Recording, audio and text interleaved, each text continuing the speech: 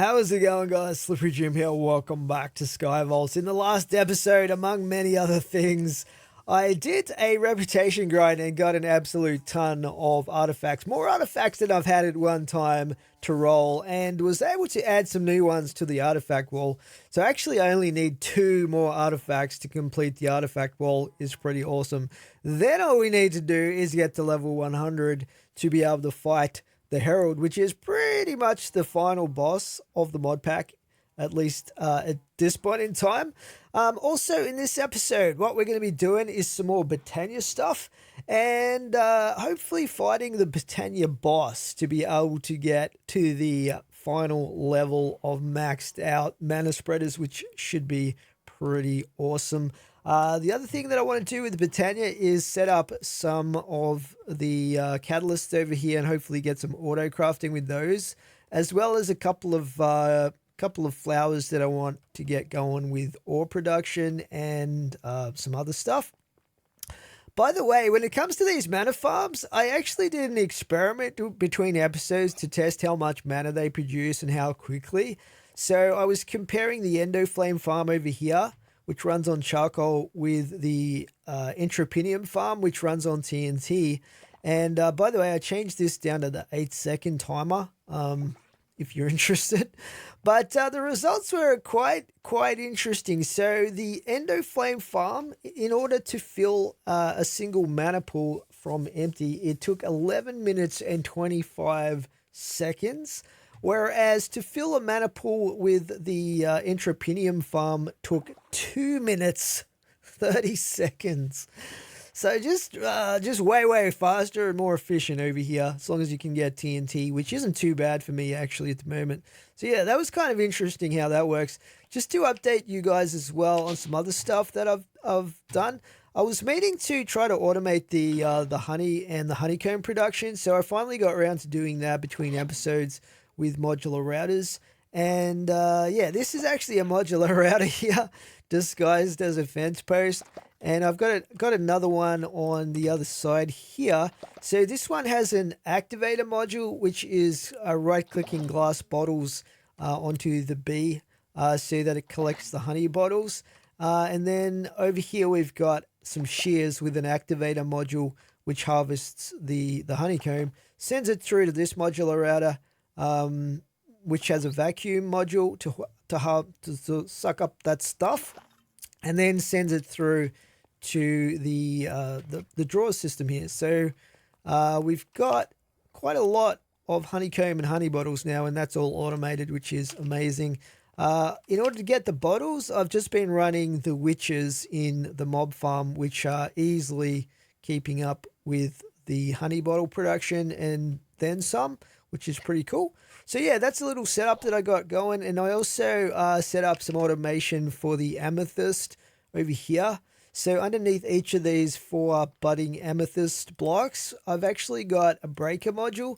And this is set to whitelist the amethyst clusters, and then it breaks those when they form. So the amethyst clusters are the max size ones. So it waits until they grow to the max size and then harvest them. Usually it would put the item that it mines into the buffer here, but to block that, I've put cobblestone in there, because instead what I've got collecting those is a vacuum module here. It was just a bit cheaper and more efficient to do it that way. So this is going to vacuum up these when they get farmed, and it's going to send them through to the ME system later on. So yeah, basically I've got these set up on all 4 of these. I could set them up down there as well. I probably should do that at some point, because these are really slow to grow.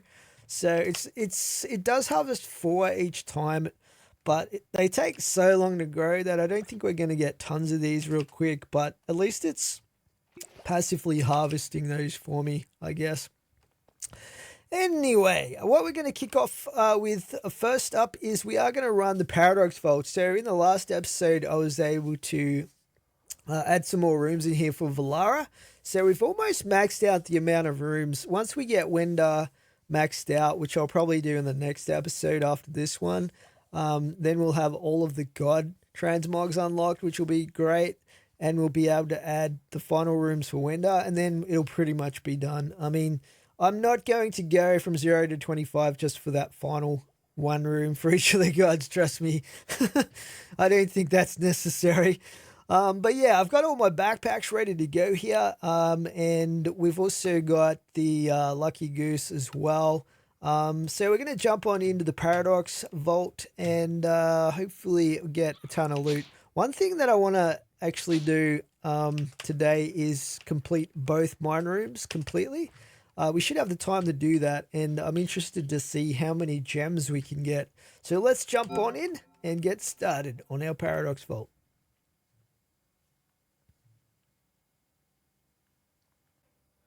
Alrighty, so we might head up to the north and we'll hit the library room first. And then we'll head down to the Valara blacksmith and the Idona mine room after that. Okay, we have our libraries. Let's get started with the library. We might head up to the top. Clear out these rooms here first.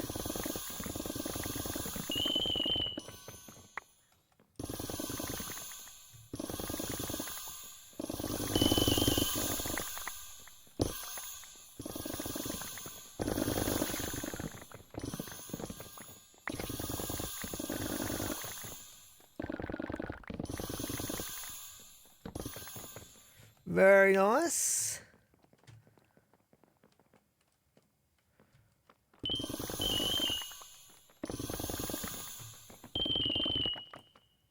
This is probably one of my favorite Omega rooms just for how it looks. It's pretty amazing. They put a lot of detail in this one. Alright, let's go through. I don't have my treasure goggles today, so we just have to look around and figure out where stuff is.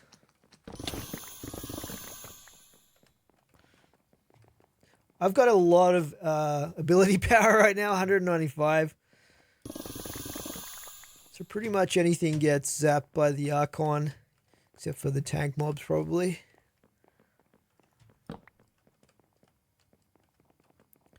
Got a feeling this level's probably good now. Let's go down another level.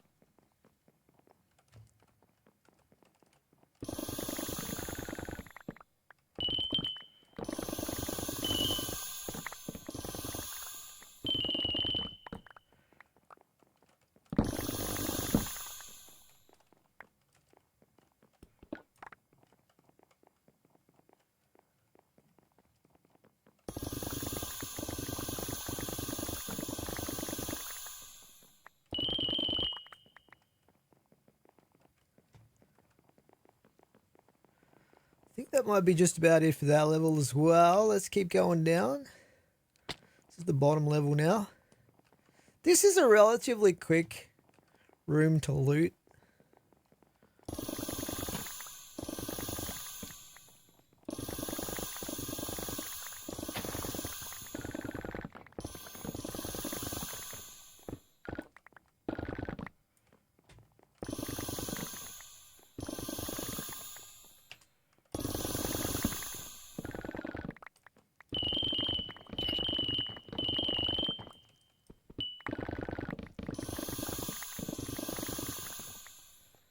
Alrighty, that's little section is done. What have we got left?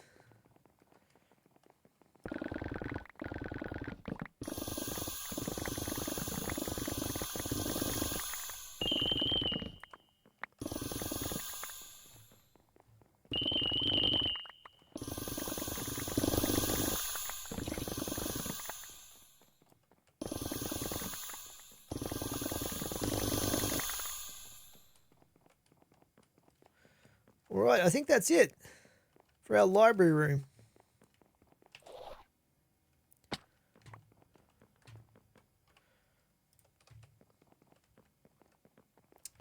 So from here we want to go. Oh, here's a couple I missed. It's weird that they spawned there.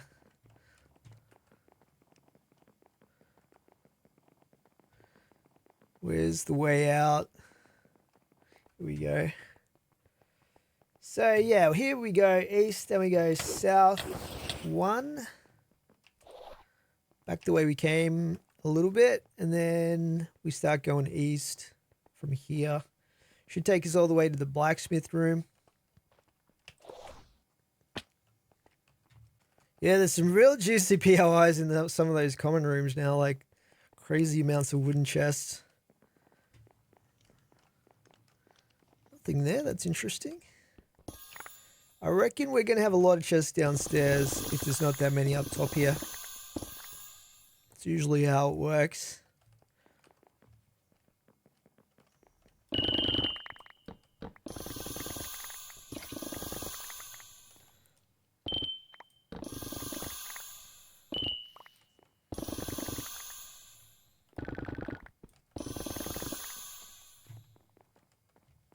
That was a pretty good chunk though.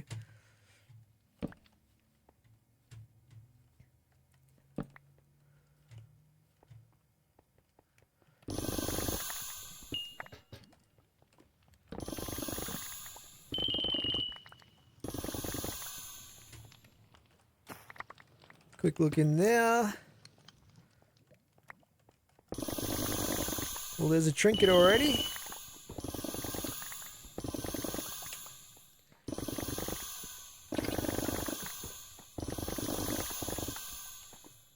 I think that's about it.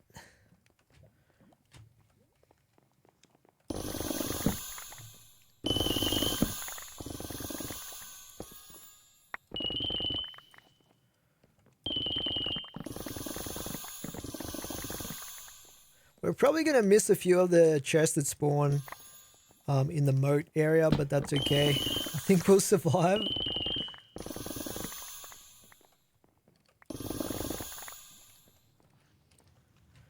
It's looking pretty good.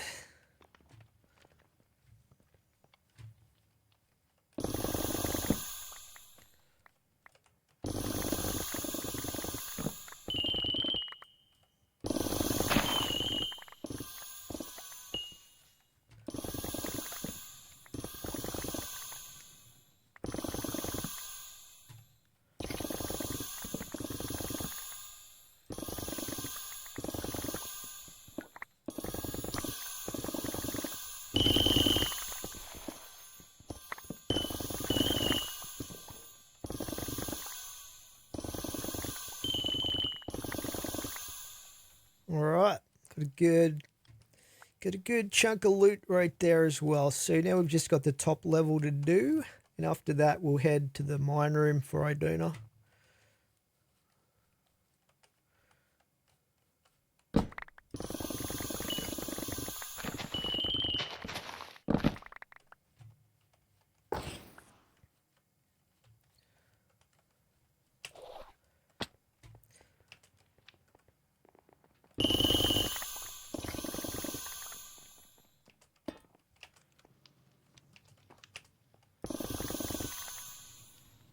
Okay, let's clear these bottom rooms and the towers, and then we've just got the top part to do.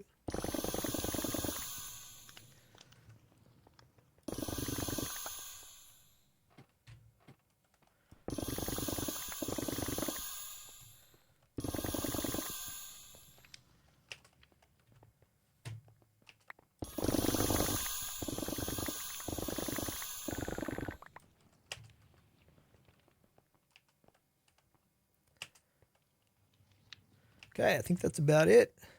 How many blessings did we get? 33?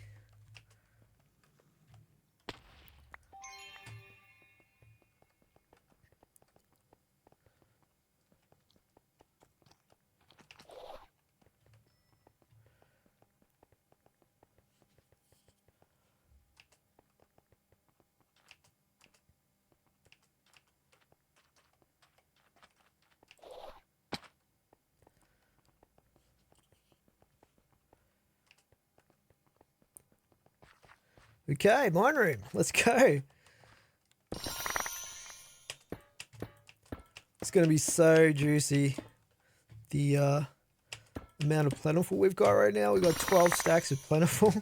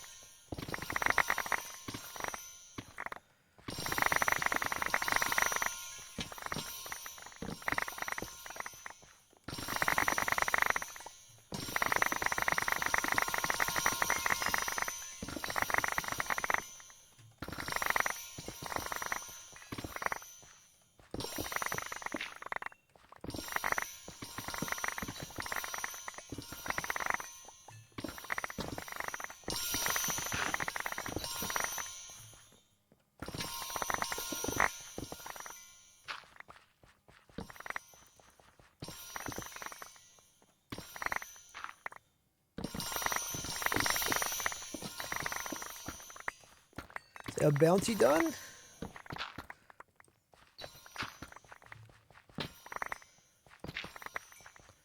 Okay, let's go down.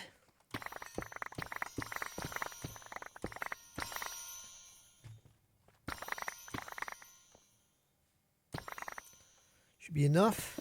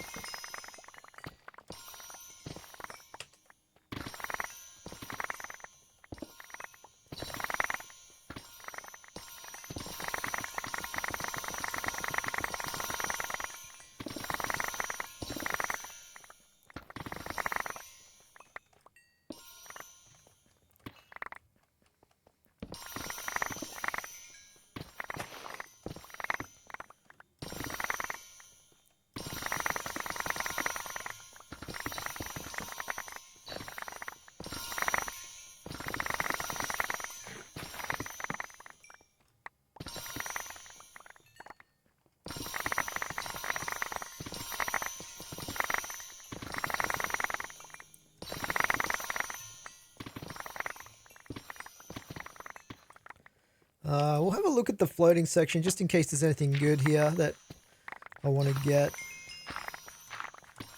See if there's any, you know, sneaky little echoes.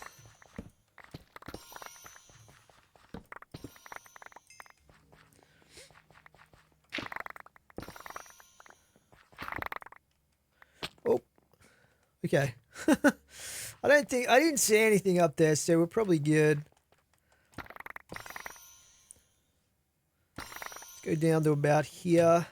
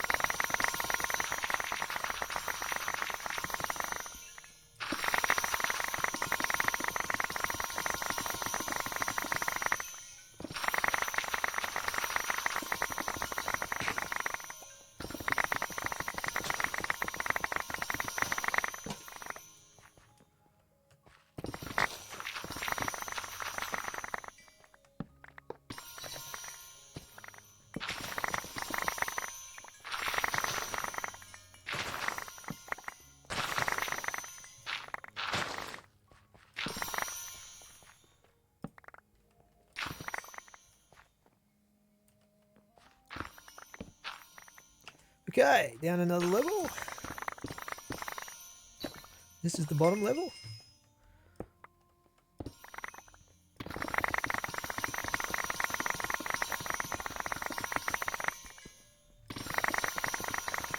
Hopefully we get some echo.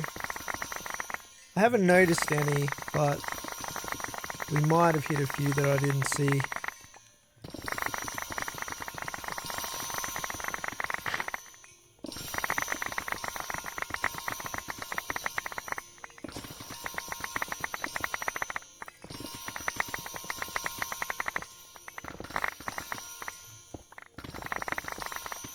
Just have a quick look here. Oh, we did hit one by the looks of it. I think that's pretty thorough what we've done there. So, yeah, from here we'll head west.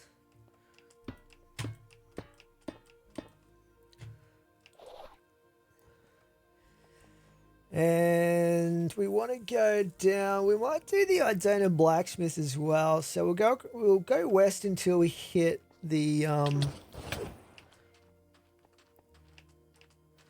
Tenosh room, and then we go south. All right, blacksmith number 2.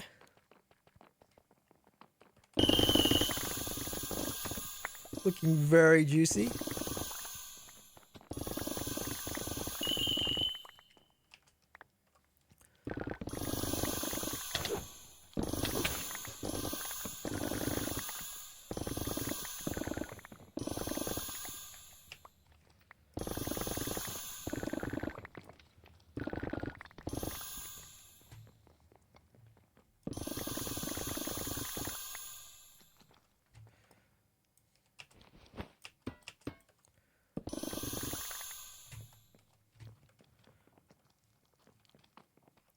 Did that one already. We got left this one.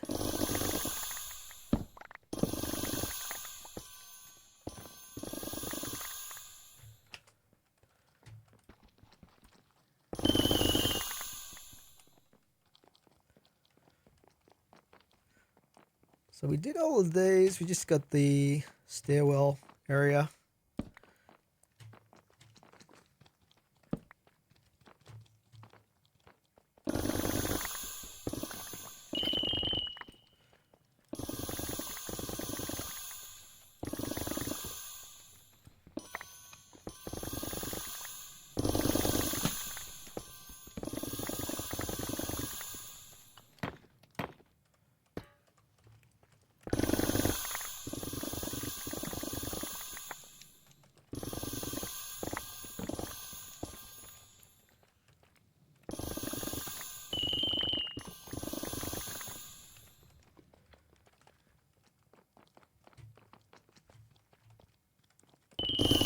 Man, that's a massive chunk right there.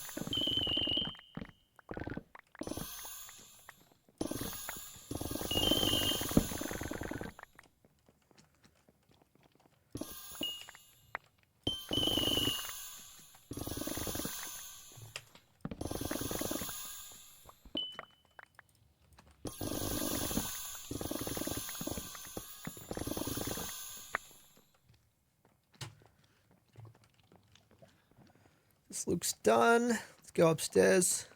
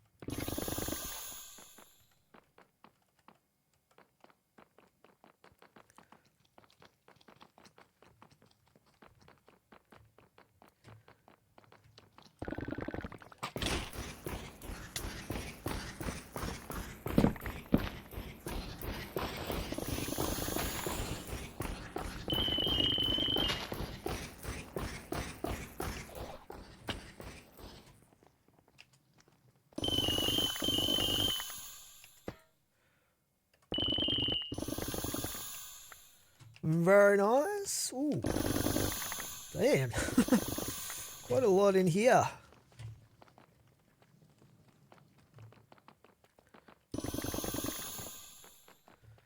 We do have 9 times ornate chests.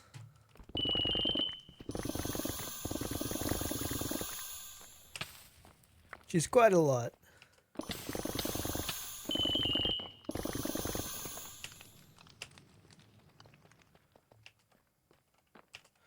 That might be just about it. So from here we want to go west 2 and then south 2.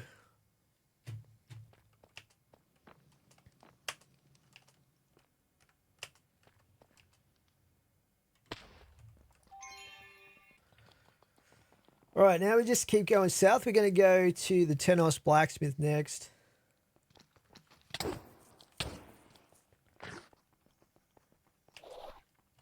Actually, I guess we could hand these in.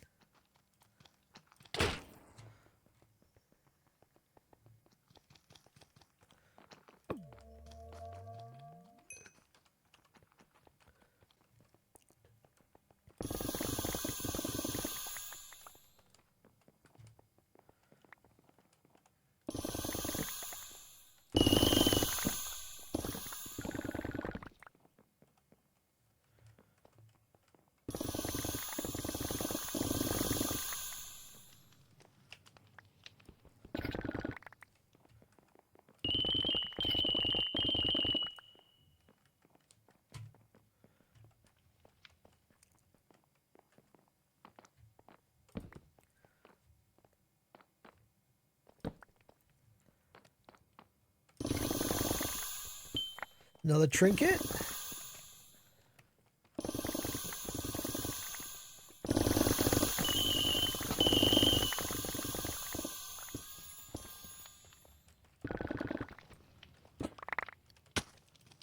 Oops. I have lava everywhere.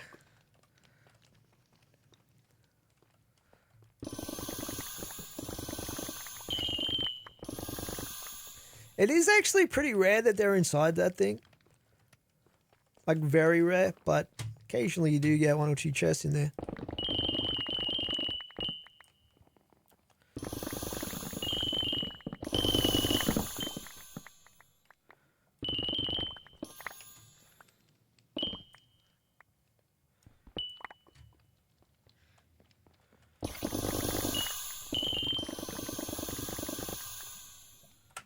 My magnet on?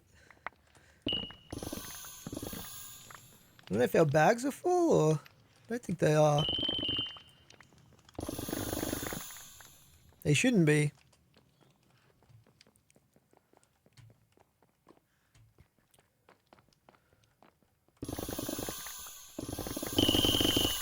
Whoa. It's a massive chunk of chest right there.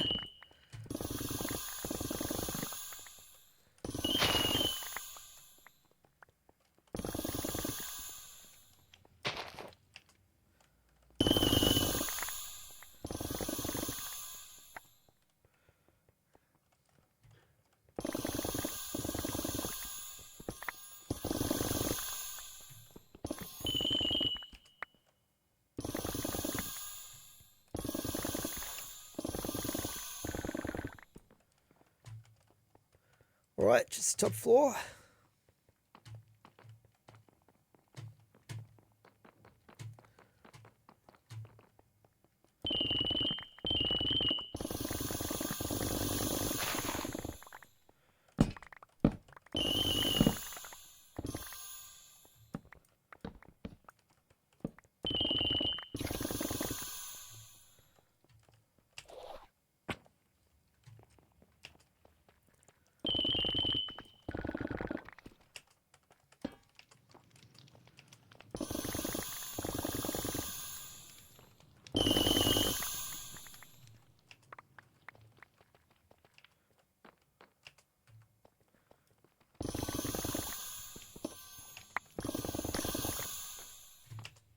So we needed 48 blessings, Tenos.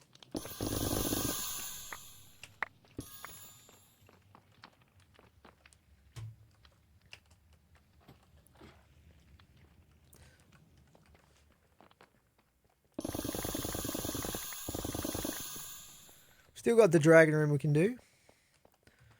For Tenos. And from here we want to go east 2 and then south 2.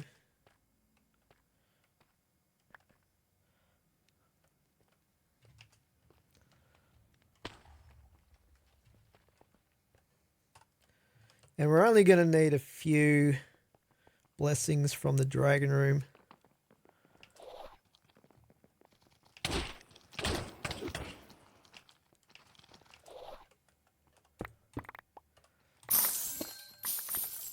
Coin time.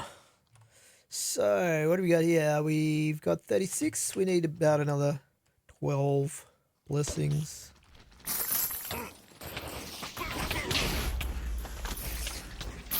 The worst is when the creepers blow up a ton of coins.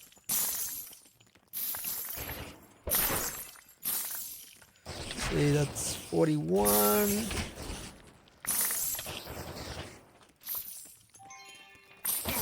I've got to be careful they don't kill me here because they do a lot of damage, these guys. Especially the champions.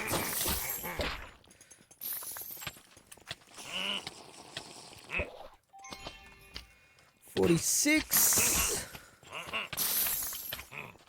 Let's just get the major chunks here and then we'll get out of here.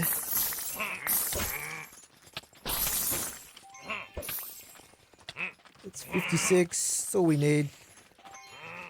I've got a lot of gold at the moment, so it's not like we really need a lot of coins either.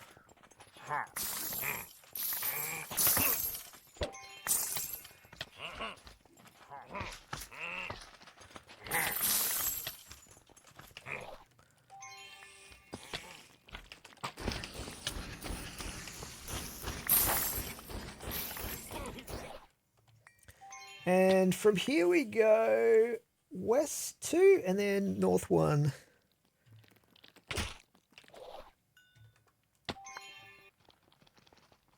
This should take us to the Valara dragon room. Those tier 3s with the skeletons look so weird. They've got multiple heads or something. Something going on there.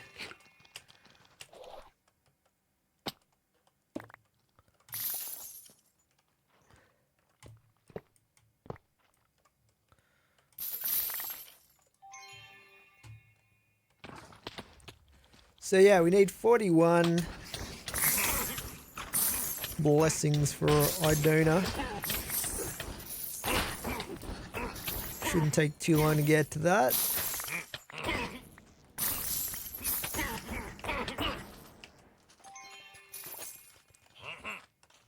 $39.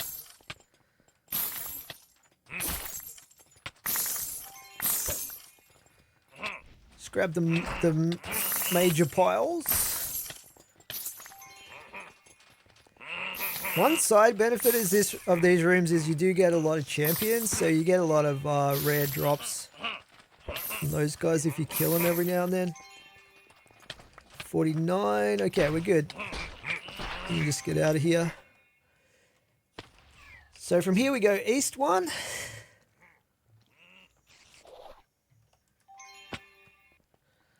So we should have everything we need except the windows. Oh, look at these wooden chests. Holy cow.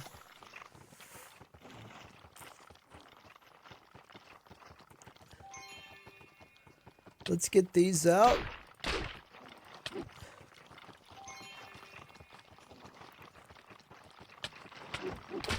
$49 Valara.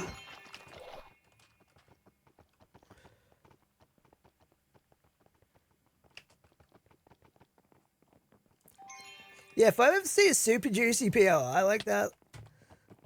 With a chest, like a living chest or a wooden chest, I usually have a go at getting it. Let's turn these in.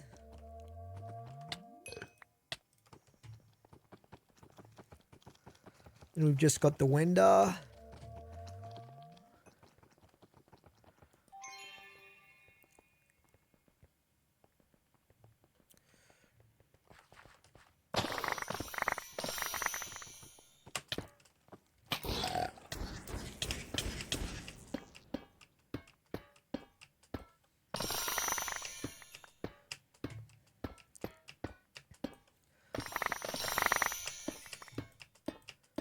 Hopefully we get a few more echo in this one. But we'll see how we go.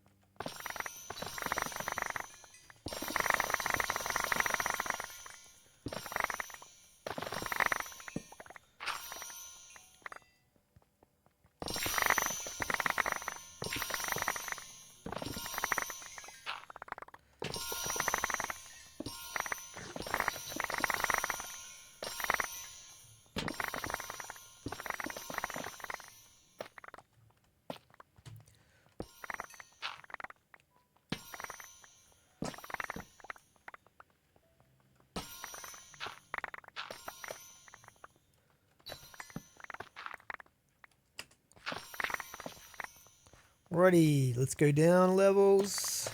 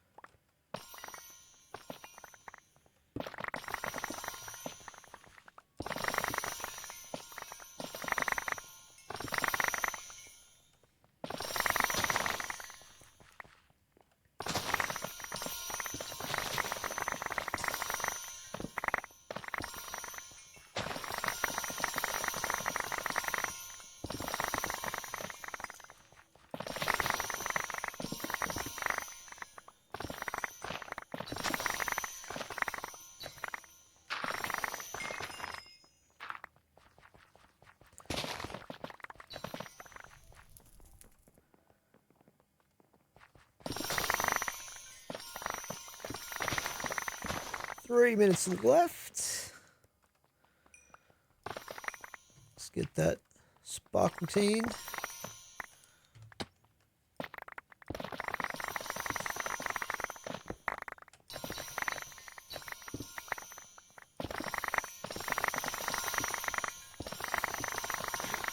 Should be plenty of time.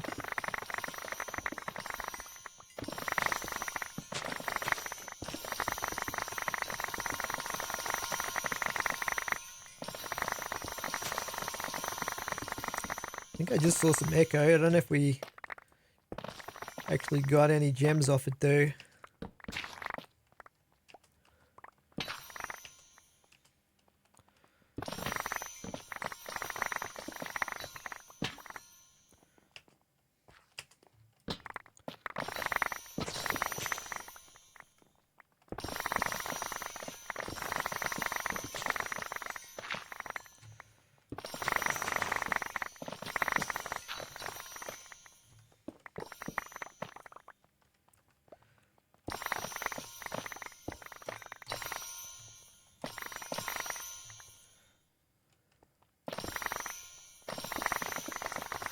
I think we've only got one more level below this.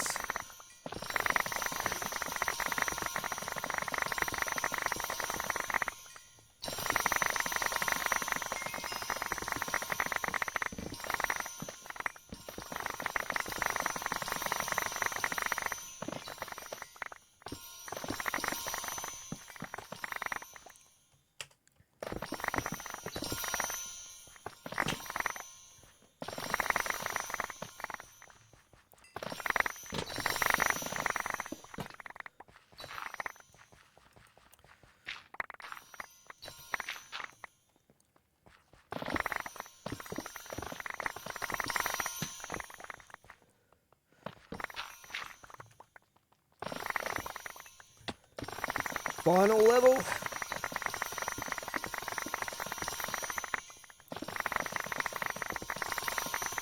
Oh, there's some more echo.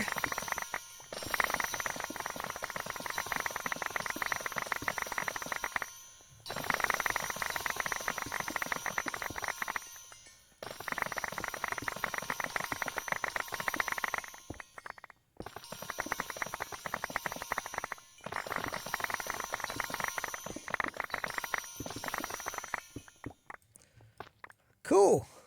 A few floaty bits there, but I think we did pretty good. Let's grab our blessings out of here. 64. And that's pretty much it. Paradox completed.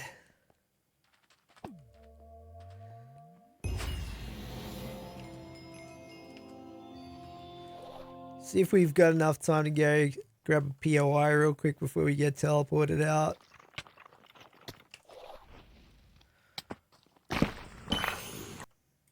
Oh, I think we got a few chests. Nice! 473,000 XP. Whew. That's crazy. Alright. So a couple of items here that we can junk identify, I guess. But let's head on down and we'll check out the loot that we got from that one Paradox Vault. Okay, let's check out the vault that the loot that we got from that vault, guys. So first of all, we're going to crack open the Paradox crate here and see what we got. What did we get here? Oh, we got a double. We got a double artifact. That is massive. I think we also completed a bounty, which we might as well grab. Let's grab that. Some black chromatic steel there. And yeah, let's just see if these are going to be new ones for us. Remember, we're looking for that one with the big black portal looking thing, and also this one which has like a sword there and a couple of square looking things. I don't think that's new, and that one is also not new, unfortunately. These are both ones that we already have, so... But we have enough here to actually burn these for the fragments. So let's grab those.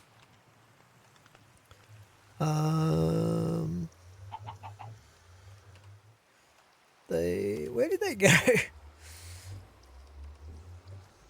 Where are my artifact fragments going? They should be in here, right? There we go. This should give us one more.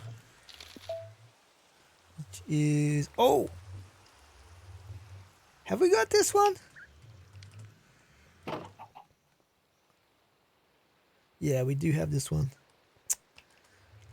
And it's going to be hard to get those last two, I think. Anyway.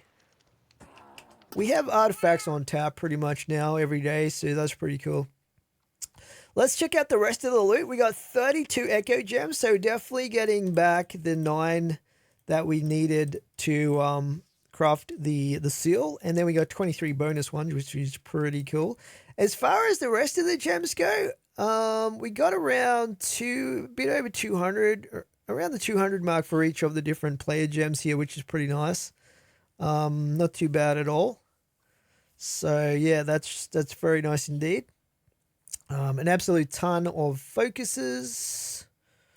We'll put away most of these. Some of these I actually recycle because I don't think I'm going to ever use that many. Like, if we check out these wild focuses, I got more than 2,000 from that one vault. So, yeah. I think we can just recycle those. But we'll put some of these ones in here and then we'll recycle the rest of those. I'll sort those out in a second. What else did we get here? Inscription pieces. I really wish we got catalyst, but we don't get catalyst, unfortunately. 11,000 vault bronze. Considering I spent probably 4 minutes total in the dragon rooms. That's pretty awesome. Plus 203 vault silver. That's pretty amazing actually. So in total, as far as gold goes, we got 1825 at the moment.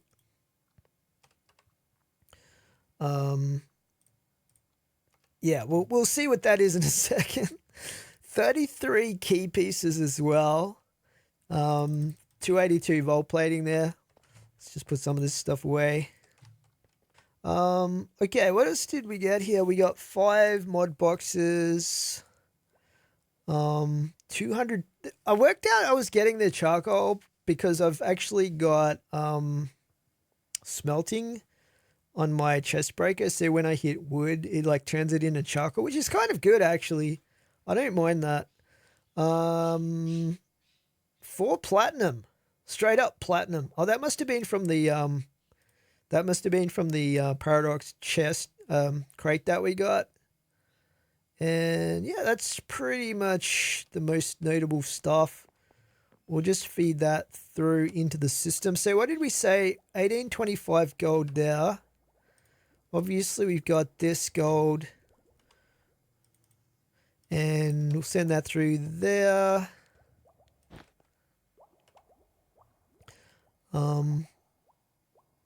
We got a lot of blessings as well. All of these, just crazy amounts of blessings. And we haven't even checked these chests yet.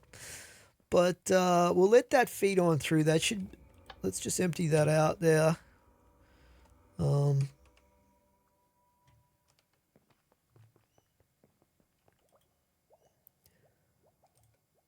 Yeah, I got a lot of gold sitting in here as well. As far as the other loot goes, let's have a look at what we've got here. The rest of these is just vault gear and stuff like that. 7 trinkets. Did we get any good ones? We got a Windar's Hourglass, a golden burger, and the frog. Some of these other ones here. We'll just put those with the rest of the trinket stuff. Burger. I don't get many portable cats. They're actually one of the rarer ones to get, at least for me. We'll roll these mod boxes. I've still got a stack of mod boxes for when we unlock create, but we'll just see what we get out of these. Oh, we got some flowers here. We got a munch dew. So this is a generating flower. I think this eats other flowers, I believe. Storage cell there. We'll just put that in there. Fernator, etc. So that's pretty cool. We got a couple of flowers. So we can add these to our collection. There's a generating one.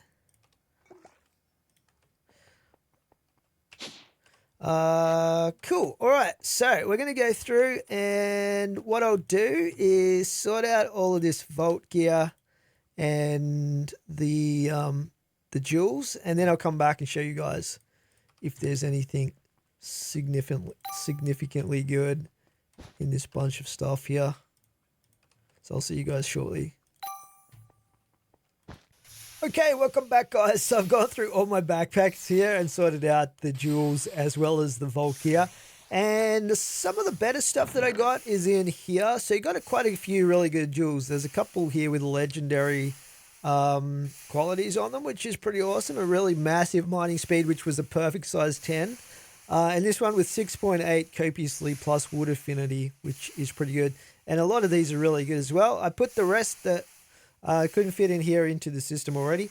The Omega stuff we got is right here. So the sword is pretty awesome to get. These are, oh wait, that's a level 80. That's weird. I don't know where that came from. But this must have been in the backpack already or something. I don't know why. I don't know why I've got that one there. But we'll probably hang on to it anyway. Wait, it might be good for one of my mob farms or something like that. Anyway, the rest of the stuff we got here is a couple of chest plates, which are pretty sweet, and a couple of boots there with exactly the same transmog, which is interesting, and a shield I thought I'd hang on to. Plus, there's a Vault helmet here, which is epic quality, but it's got 186 mana regen legendary suffix there, which might be worth hanging on to later on. So that is pretty sweet. Anyway, guys, what we're going to be doing next is working on some of our Botania stuff. So we're going to get ready for that. We're going to put away stuff that we don't need and so forth, pack up my backpacks, and we'll get downstairs to work on our Botania.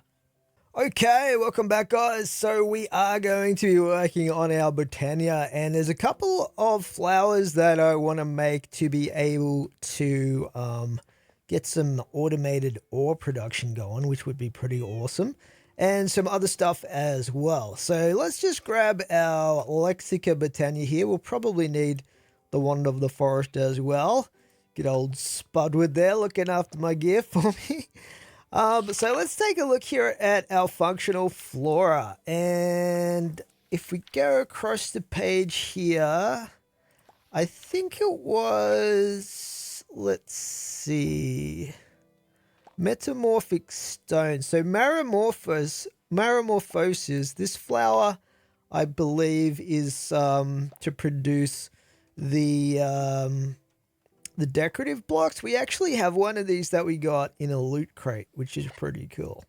So we might try that out at some point, but it's not a high priority. Let's see what else we've got here. There's a similar one to the Marimorphosis. I think it's the Orchid here, and also the Orchid Ignum. So the Orchid, what this does, it turns stone blocks into ore using mana, which is pretty sweet. So it does say rarer ores seem to be created less often, but yeah, it looks like it's got a fairly involved crafting recipe, but we should be able to do all of this stuff. And I also want to try out the Orchid Ignum. So this does the same thing, except instead of converting stone, it converts, let's have a look here, netherrack into the nether ores. So that might be pretty good to try out as well, those two. And I'm not sure what the range on these is, but I think it's going to be pretty reasonable, a pretty reasonably big sized range. So we could even swap out these flowers on the one farm, or just create two farms.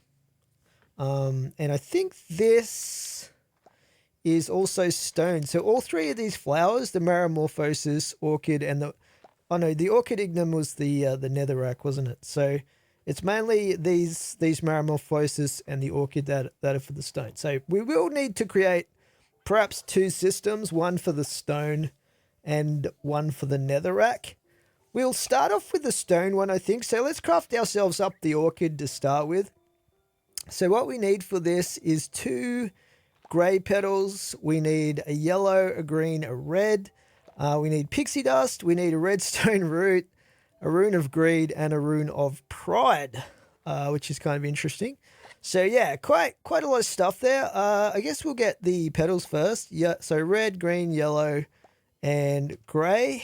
We should have all of that.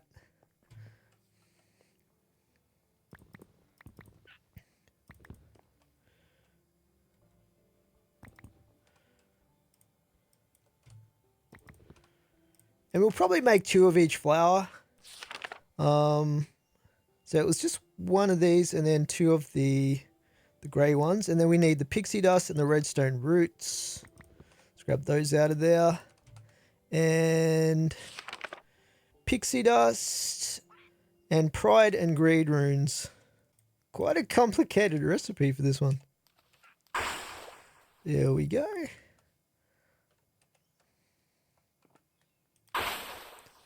And that's our second one there, the Orchid. Very nice. So we'll add this to our collection of functional flowers. It's going to go there. So the other one I wanted to make is, we already have one Marimorphosis. Let's have a look here. I think we only had one of those. How hard are those to make? Let's have a look here. So we need a rune of fire, a rune of earth, and similar sort of colors to the other one in terms of petals.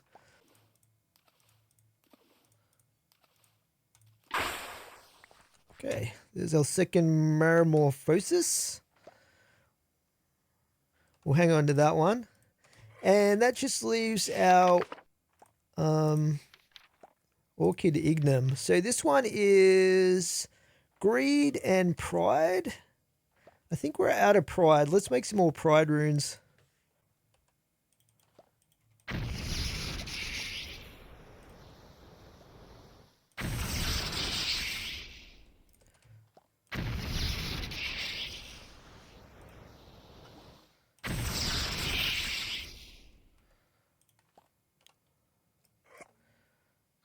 Okay, we got a couple more runes of Pride there.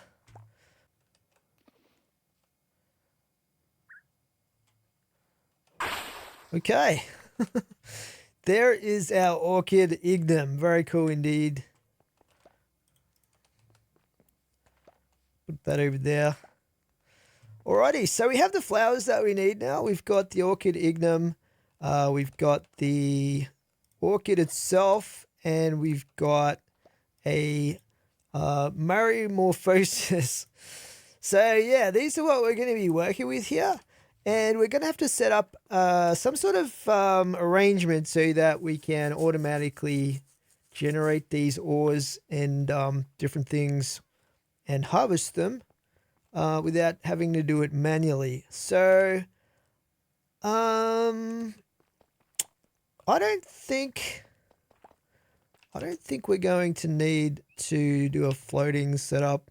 We can just like stick them in the ground literally, but I'm going to set something up over here. So let's get some materials here. So how do I want to make this? Let's have a look. We might make it out of frameless glass. Frameless grass. I've got plants on the mind. So I've got some here. I don't know if I want to go with the green stuff. Let's just go with something we've got a little bit more of. Frameless glass. We could go black, cyan, light blue. I've got a lot of light blue.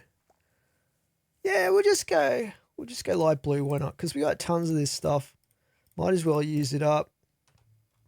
All right, and we're also going to need some modular routers. Let's have a look. Have we got any in here? Doesn't look like it, but we'll need at least 4. Let's get, say 10. Okay, we got one extra. That's fine. We might even end up needing it. So yeah, what I'm going to do with these is I'm going to set up an area here, probably about here. And we're going to have a little 2x2 area right here.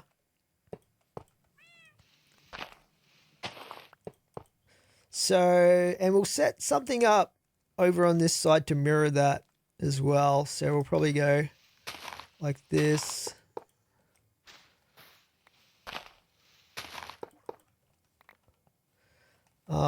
And for these are basically going to be the harvesting system. So if they're going to be harvesting like ores and blocks and stuff like that, we are going to need to put some upgrades in these. So what we're going to need is, let's have a look here. I think a breaker module. So I've got one here with a netherite pickaxe, and I've already got fortune, efficiency, unbreaking, mending on this. I'm going to craft up another 7 of these, so this will take me a bit. I'll craft those up, and then maybe a couple of other modules that we're going to need to get this to work, and I'll be back shortly. Okay, I've crafted up a bunch of modules here that we're going to need. I've also made some breaker modules here using netherite pickaxes with fortune, efficiency, unbreaking, bending. Mending, obviously, I don't need. I don't know why I put that on there, but I did. We got some stack upgrades, some speed upgrades, some mufflers, camos, some senders there as well, and I think we will have everything that we need. Man, there is a thunderstorm going on right now. Let's go downstairs here. So we'll chuck down these living chests over here. We'll just chuck them like here. And what we're going to do is we're basically going to be sending from the breaker modules over to this chest to start with. Actually, we could send them to here, but I don't think it'll really matter if we go into this one. Let's just go into this one. And then what we'll do is we'll get this one to send it from here over to here. That makes sense. And I'll probably need a puller module as well now that I think about it. So yeah, let's get that happening. We've got some more modules in here as well. Let's see, some stack upgrades there. Let's just grab all of these out of here. So we'll need a puller.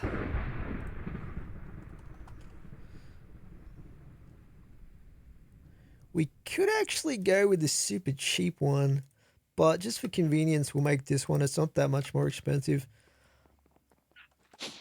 So with this one, we're going to be pulling out of this chest. So these two are going to go together. We'll figure that out in a second, though. First, what I want to do is just get the get these breakers set up.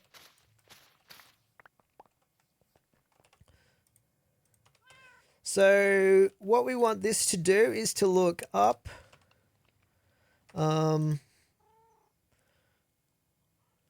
Right. So we'll get the first one here. We want this to look up. And we want it to... I don't think we need to blacklist or whitelist anything here. So it should only break one block up for us.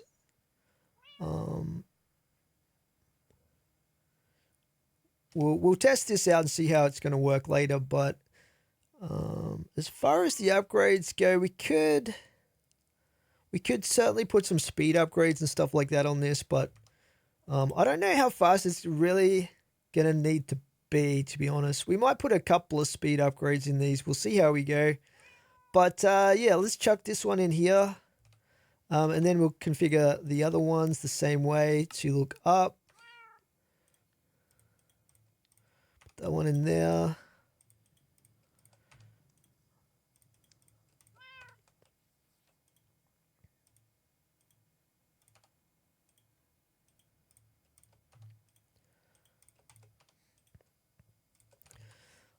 Okay, so we've got the breaker modules in all of these. We might put a few speed upgrades on these. I don't want to go too crazy though, because they won't have to be that fast. And there is 8 of them. So let's just put 2 speed upgrades in each of these.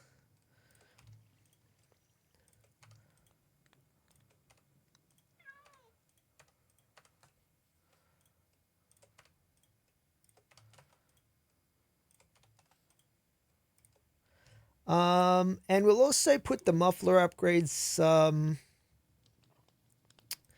Actually, I don't think we will need to put. These are gonna have the senders on them there, right? So, and these are going to be sending over there. So yeah, we will need we will need 2 mufflers on these.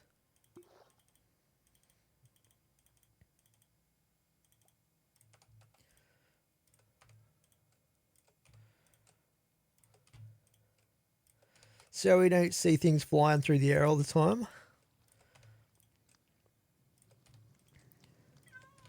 And we'll also put some camouflage upgrades on these. So we'll make them look like the grass.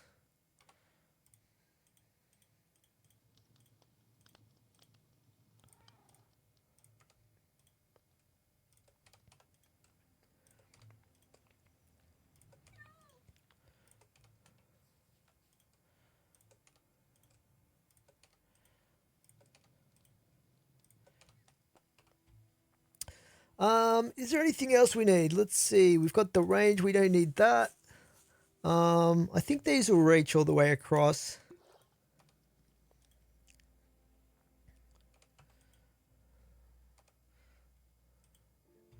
So we'll put these sender modules in here.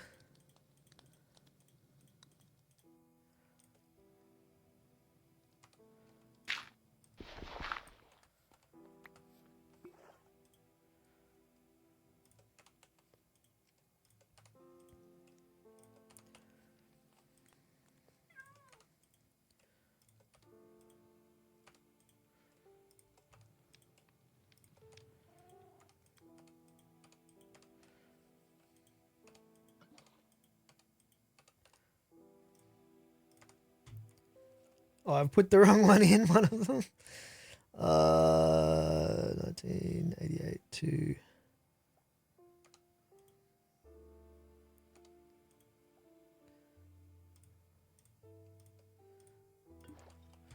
All right. Yeah, this one should be over to that, right? So from here. And this modular router is going to transport the stuff. So what's in this one? Nothing. I didn't realize it showed you where the other modular routers were.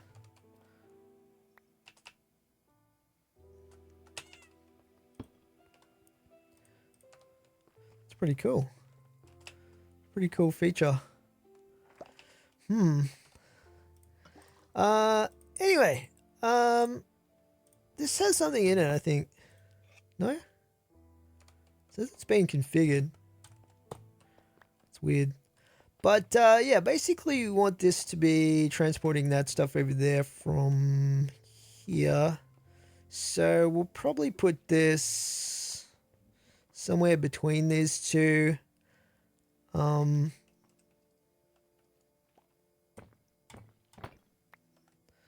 put it here.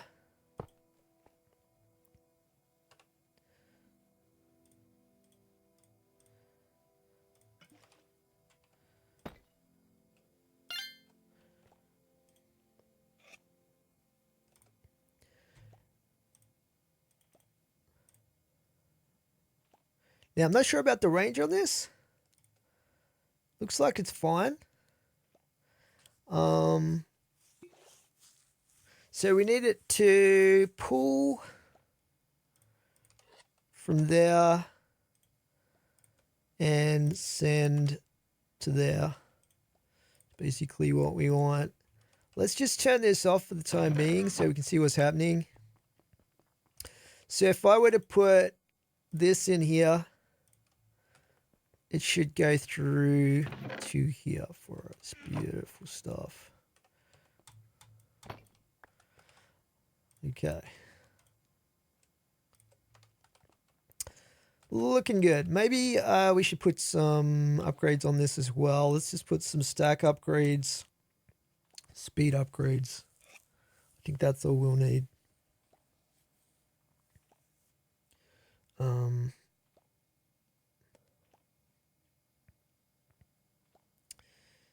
Yeah. I just don't know if I should put some stack upgrades on these as well. Like, how many are they going to be breaking? They might get a few.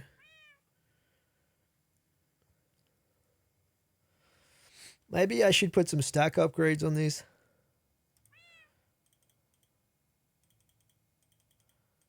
How many can we fit?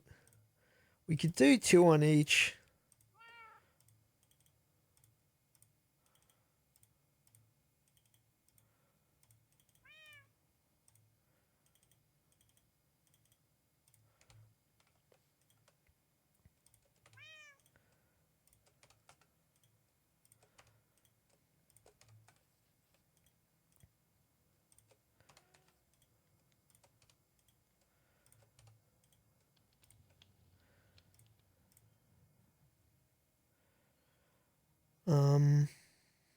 Okay. So I've basically got the modular routers set up now. We've got the breaker module on here to break the ores and the items, and we've got the sender module. So the sender module is going to send the stuff through to this chest. And then over here, I've got another modular router here, which is going to pull from the chest we just saw and then send it through to this chest, which is connected to the ME system, which has interestingly got some amethyst shards in it right now. So yeah, that's good. Like my amethyst automation is working up there. Okay, so far so good. Now we've got to set this flower thing up so that it's all going to be generating what we need. So we'll set up the stone production setup first, which is going to be what's required for the Marimorphosis and the orchid. The orchid ignum, we are going to need a delivery system for the netherrack, but we'll get to that a bit later. So, let's see. We will grab our glass, and I think this is the border here. So we'll actually need something like this.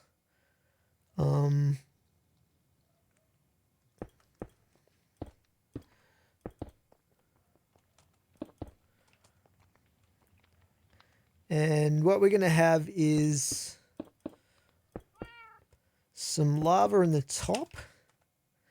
And then down the bottom here, we're going to have water in this section here.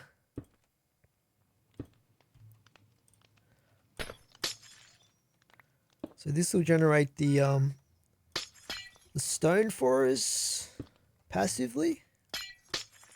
I could feed stone directly in from my ME system, but we can generate it for free doing this, so it's just going to be easier and more efficient in the long run. We will need some water. So let's get that happening.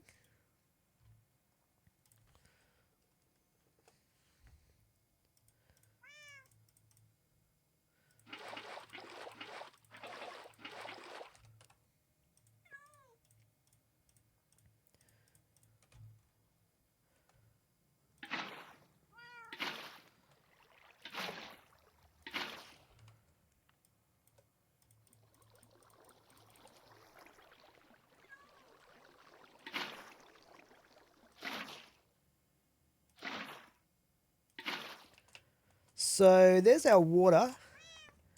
Now all we need to do is put the lava in there.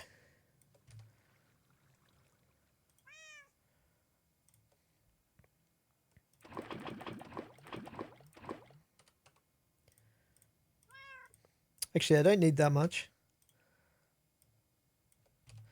We just need one there, and one there and one there. And that should, oh, okay. Got a little bit of a problem here. Okay. So it's harvesting the stone. So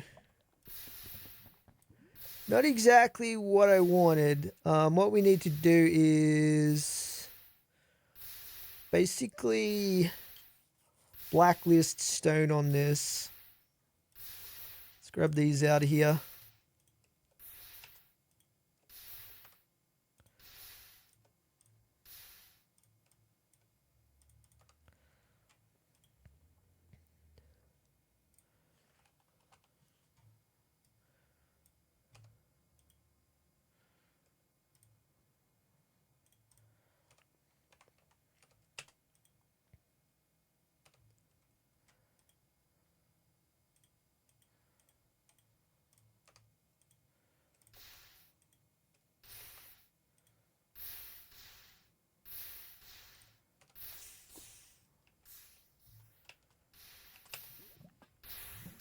Still breaking the stone. I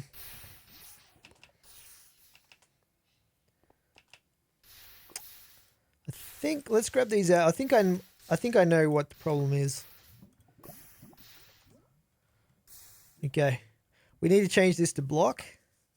And we've blacklisted stone, so this should hopefully fix the problem.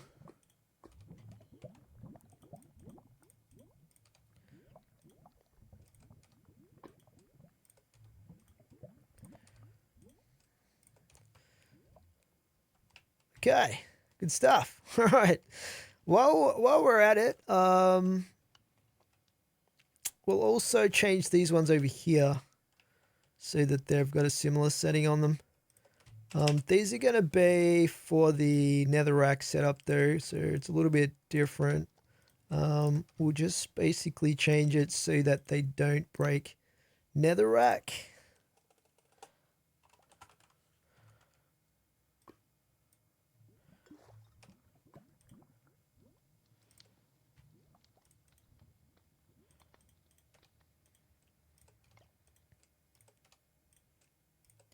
Okay, a little tweak there. But this should now be pretty much ready to go. All we need to do is add the flower to the equation here. So let's we'll start off with the Marimorphosis, because I'm kind of curious what those decorative blocks are like. We should be able to plonk this down pretty much anywhere around here. But we'll just stick it like, I don't know, stick it there.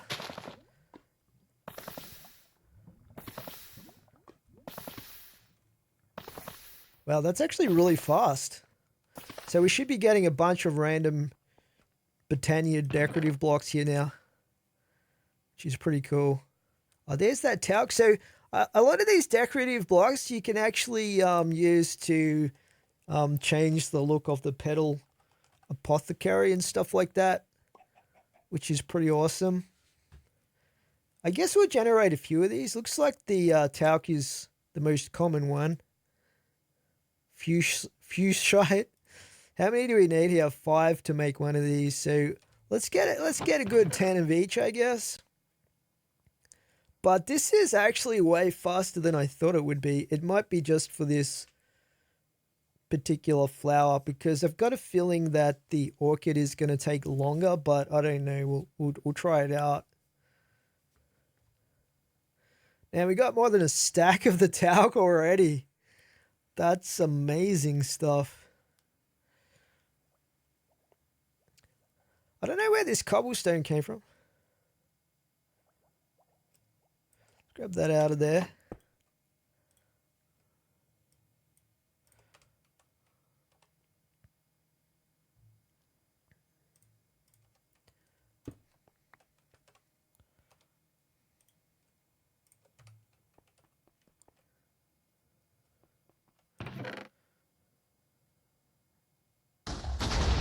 Oh, shoot.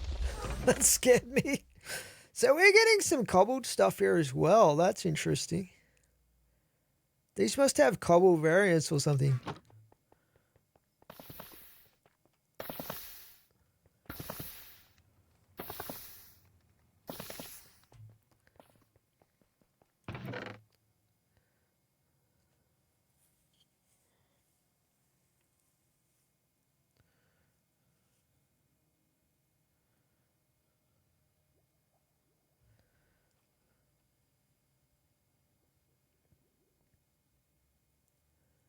These are pretty much all cobbled. So, oh, because we didn't put Silk Touch. That's why. We didn't put Silk Touch on the breakers. That makes sense.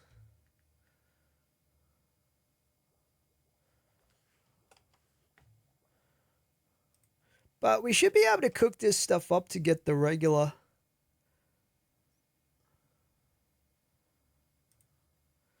Let's just see if we can smelt this up. Yeah, it looks like we can.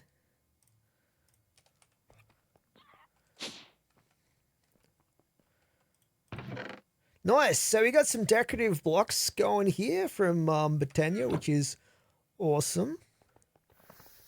So what we're going to do now is swap out the flower. I wonder what would happen if I had both flowers down at once. That'd be kind of interesting. But we can just change these out as we need to, I think. Although these can both be redstone controlled, right? So I could just use, I could just use a lever for this. Let's get a couple of levers here. So what we can do is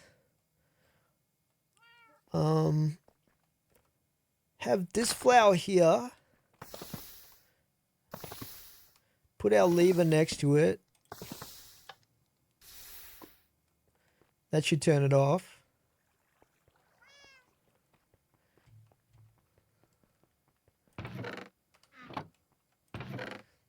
Nothing came through that. Let's just test this. All right. Okay, time to try out the orchid, guys. This is one that I'm more excited about because it's going to produce ore for us, potentially things like diamonds as well, although they're probably going to be pretty rare. So I'll put this one here, and we'll also put a lever next to this one. Wow, that is super loud. Oh, there it goes again.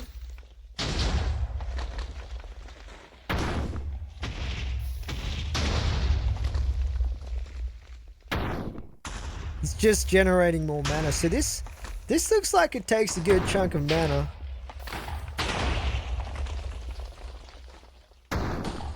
Where's this getting the mana from, though?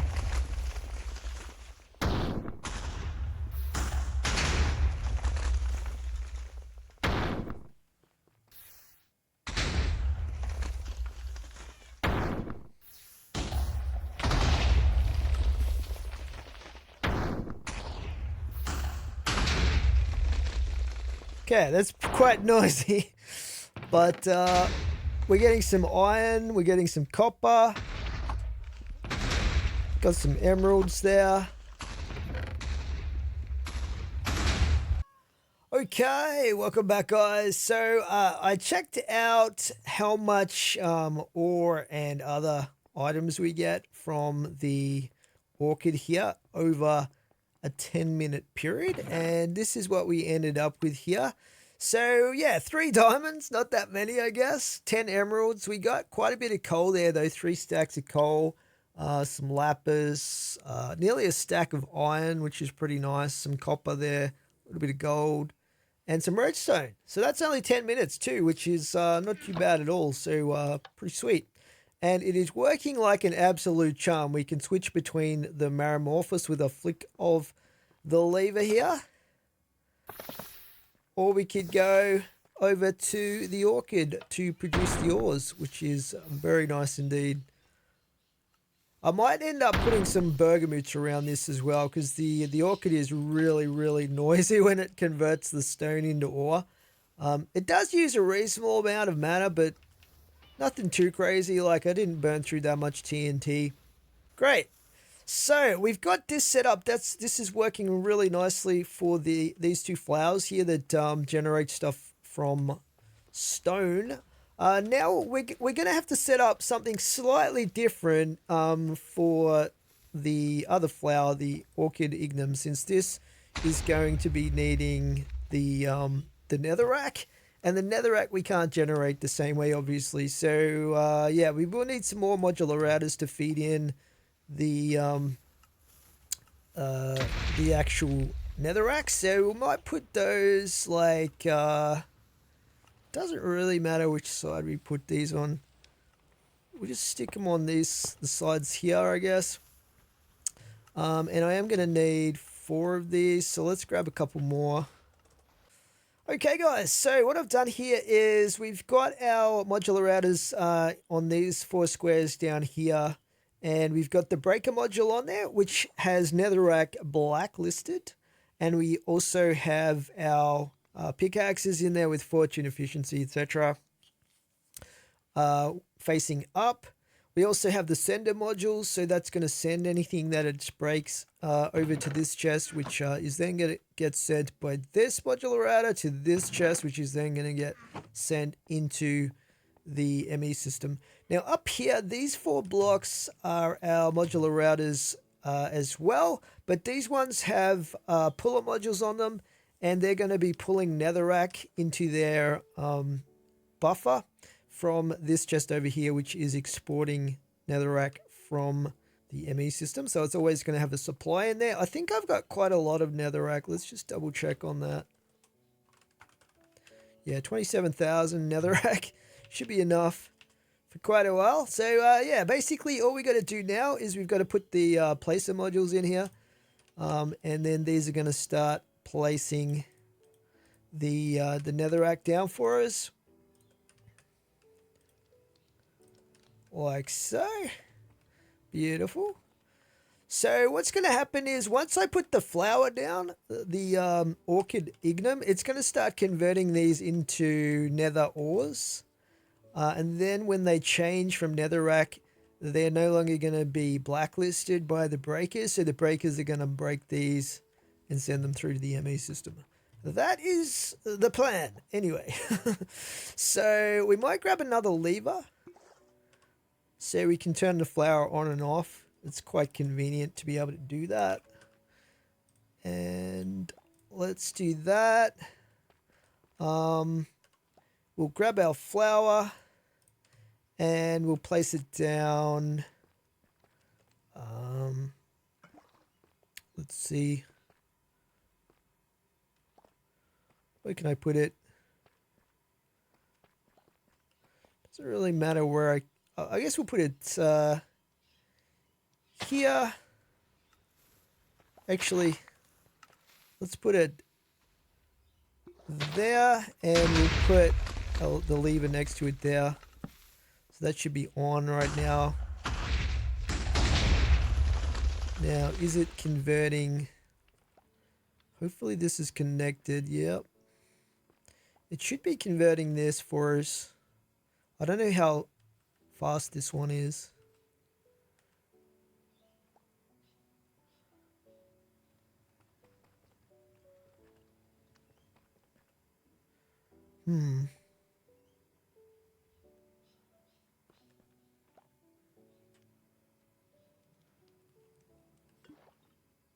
Is it working?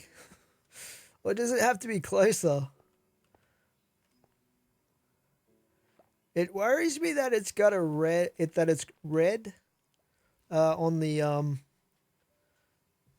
mana bar. I don't know what the deal is with that. Like, which one is this connected to?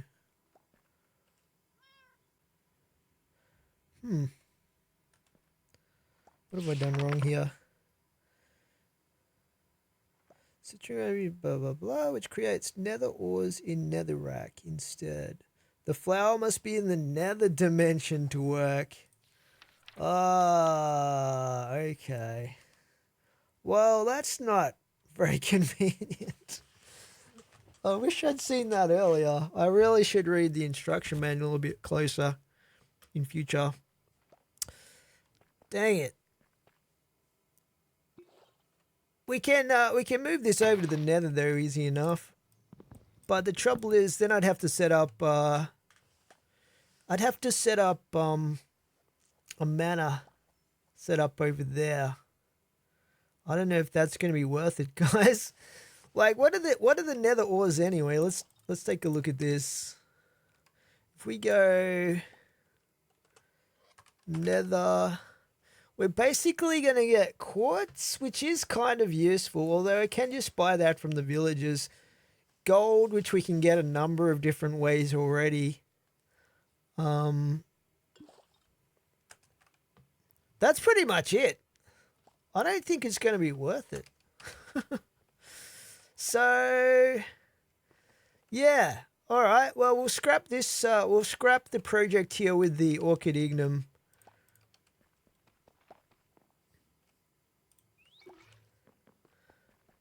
All right. I'll get rid of this setup, guys, and then we'll come back and we'll look at what we're going to be doing over here with our catalyst automation. Okay, so I have put a little bit of thought into how I want to set up the automation for the Conjuration catalyst and the Alchemy catalyst, which are my next two goals. And when it comes to the alchemy catalyst, this should be pretty straightforward because the things that you can actually create with the alchemy catalyst in terms of the recipes that it uses are basically one thing turned into a completely different thing. So when it comes to automating this, the auto crafting recipe should be acceptable to applied energistics 2. The problem that arises is with the conjuration catalyst, because the conjuration catalyst is basically duplicating items. So you're turning one thing into two of the same thing, basically, for all of these recipes.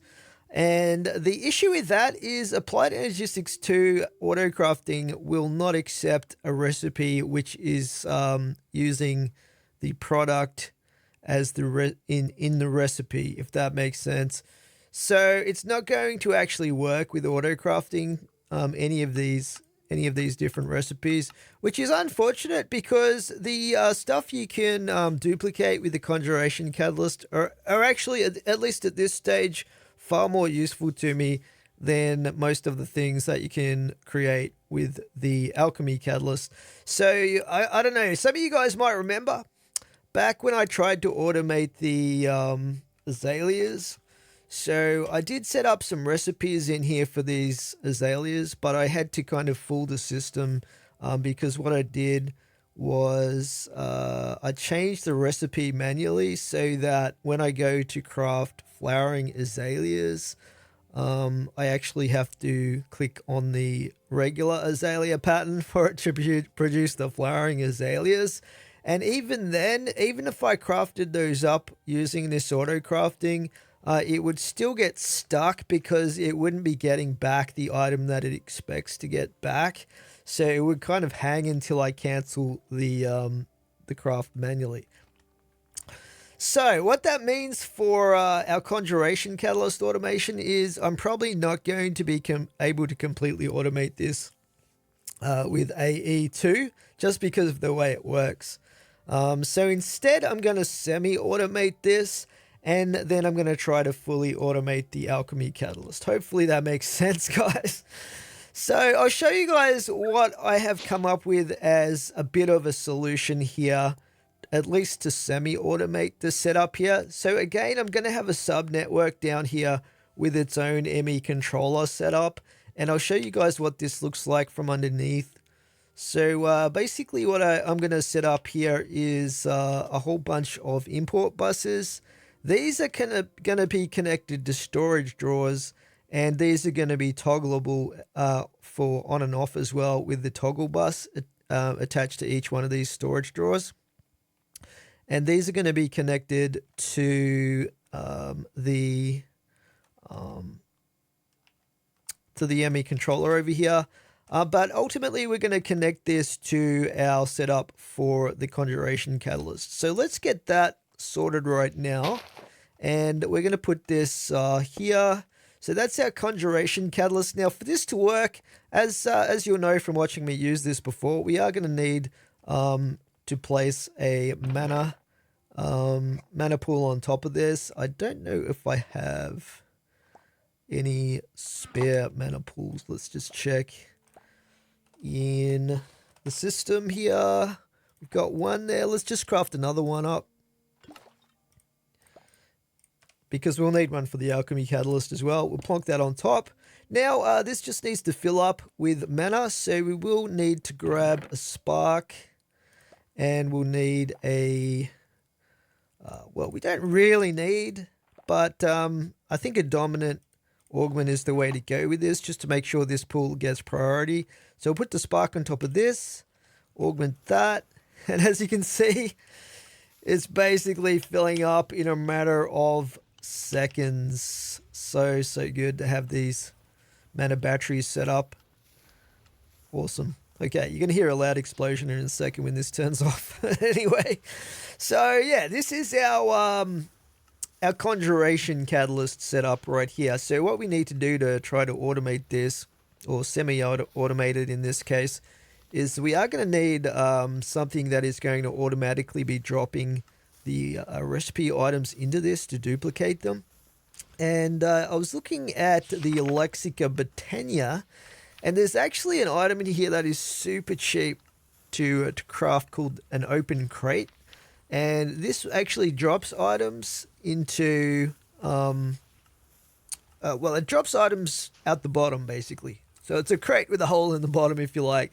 And to craft this, it's just living wood planks, like in this kind of shape here, which is ridiculously cheap, like 7 living wood planks. So we should definitely be able to make a couple of these. Crate, open, crate. Let's get a couple of these, because we'll need one again for the alchemy catalyst as well. And hopefully we can just plonk this on top. So we can put it on top here. Need some blocks. Let's just do this. Okay. Now it doesn't look like I can access the inventory in this by right-clicking like I would be able to do normally with a chest. But I believe if you attach like a hopper to this or something else that can insert items into it, that's what puts things into it. So if we were to grab ourselves a hopper here just as a test and stick it on the side there, and then stick something in here that we can duplicate, like snowball, stick that in there. As you can see, we basically got the snowball. We got a duplicate snowball back, which is pretty cool. Alrighty, so yeah, it is definitely working. So let's put these away. Okay. This is turned off. We get it. All right. Now, what I'm going to use to semi-automate this is going to be one of our AE2 pattern providers. Actually, no, I'm not going to use a pattern provider for this. What we might need instead is a storage bus. Storage bus, yeah. Let's try this out. So essentially, this is going to become where items get sent to from this this subnetwork. This is going to be able to be viewed by the main network, which is this cable here is attached to the main network, but it's not going to be feeding items from the main network. It's only going to be feeding items from this subnetwork, if that makes sense. Hopefully it'll make sense. So I'll put the storage bus there, and we will need some cables as well. I think I have some spare cables somewhere here. What did I do with them? Maybe I don't. Maybe I don't have enough. Let's just check here. Cables. I'm looking for some brown ones specifically here.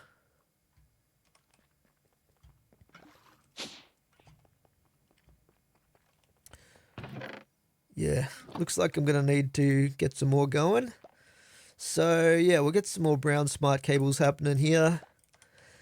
And we're just going to need, I literally only need one to connect to this storage bus, because all the rest are set up already.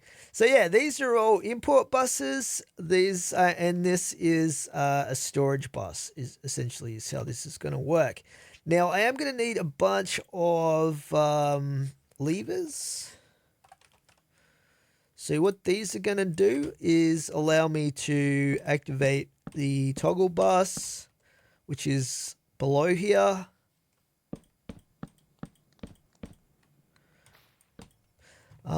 And that is going to basically allow these to feed items into the open crate. So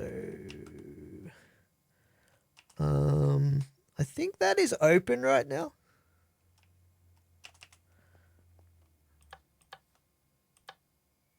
I'm not 100% sure if that's on or off, to be honest. But let's test it out, shall we? So I've got my storage drawers over here ready to go. And I've already put the items in here that I want to duplicate using the Conjuration Catalyst. So we'll just see what this one is. So this is our leaves. Okay, this is on. Okay, let's just turn that off. Turn all of these off. Okay. Yeah, so in here we've got some oak leaves going on.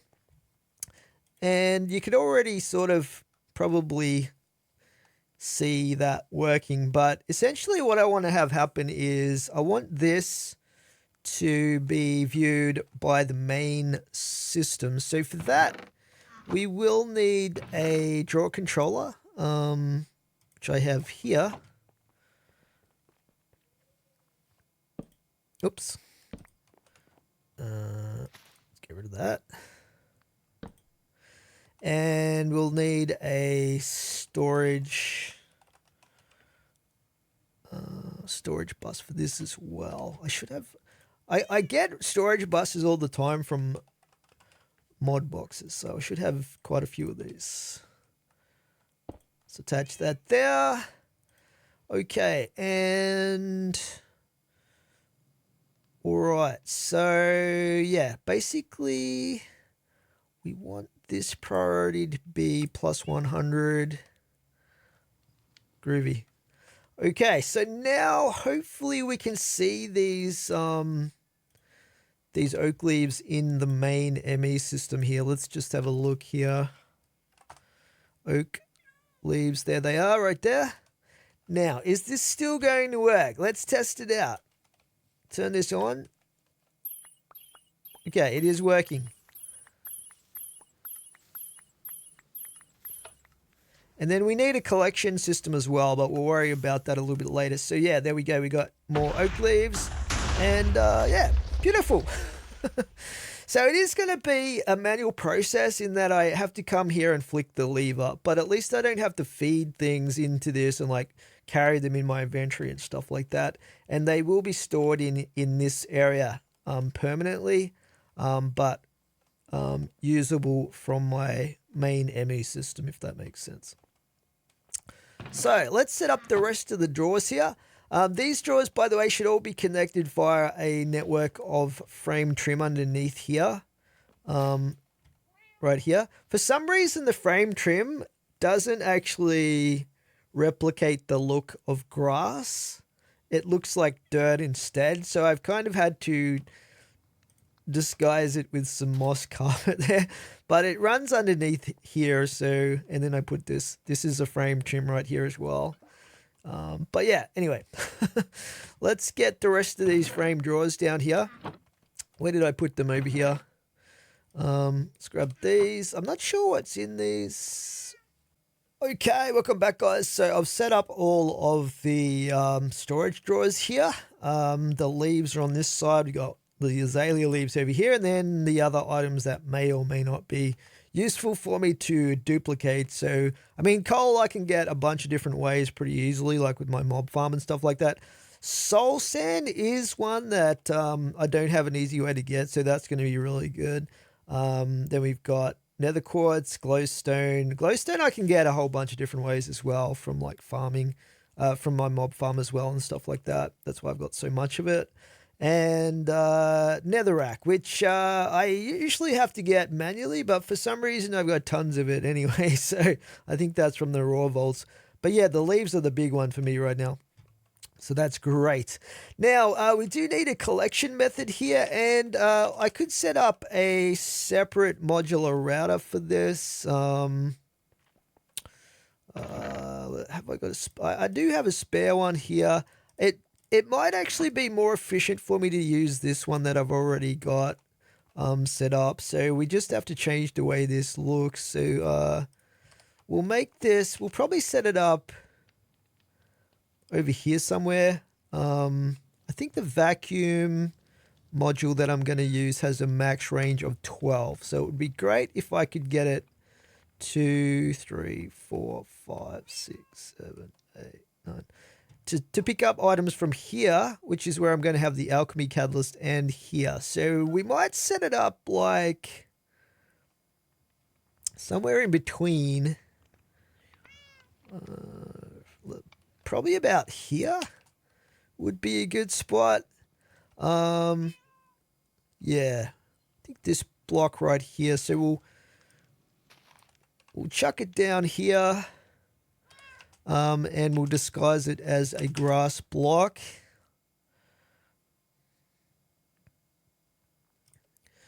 So with this, we're just gonna like keep the existing modules in here. I might need to put a range upgrade. We'll check that in a second. But and then we're gonna throw the vacuum module on here. And for this, it's probably a smart idea to make sure we're whitelisting the items we want picked up. Let's get a bulk item filter here. The problem with the bulk item filter is you do have to like manually put everything into it. So maybe I'll do that later, but this is what I'm going to use to whitelist stuff just so it doesn't pick up everything that gets dropped and send it through to the system. So yeah, we'll use this. Now this has a range of 6. So from there, 1, 2, 3, 4, 5, 6. Theoretically, that should be enough. 2, 3. But maybe I'll put a range upgrade or a couple of range upgrades in there just to be on the safe side. Because I don't know how far it's going to fling stuff from the catalyst, if you know what I mean. So yeah, I don't know if we put the range in this, do we? Yeah, I think we do. And we'll also put the fast pickup in there. I don't know if I really want to get stuff picked up super fast, to be honest, because, yeah, I don't know. It depends, because stuff can fall back in and then duplicate again, which is actually kind of a good thing as long as it doesn't get out of control. But I reckon a range of 8 is fine on that. I guess we need to replace this deep slate block here. Deep slate. Let's grab one of those.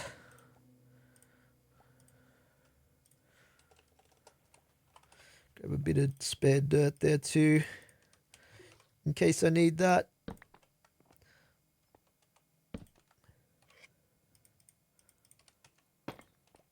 Okay. So we'll put this, where is it? Did I? I left it over here. Okay. Cell modular router. Okay, we'll stick that there. And so now this is out of range for the sender module, but we'll probably need to put about 10 or so range upgrades on that, which we do have. I've also got some speed upgrades and stack upgrades if we need those. And a muffler upgrade. Actually, it's probably already got a muffler upgrade on it. Yep. So we don't need that, but we've got the max stack upgrades on there. We got the max speed already, so that's all good. But we are going to need some range upgrades on this. I think it was just this one. So this is sending them through to the chest over there, right? So we're probably going to need 3, 4, 5, 6, 7, 8, 9, about 10 range upgrades probably.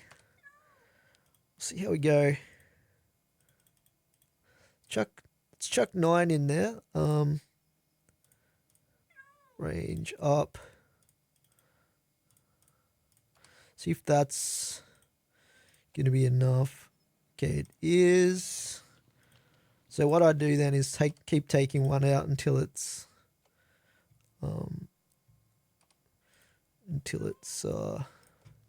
out of range, and then I know exactly how many it needs. It's the wrong thing. That's still in range. Try it with 6. 6 is in range. Is 5 the magic number? I wonder.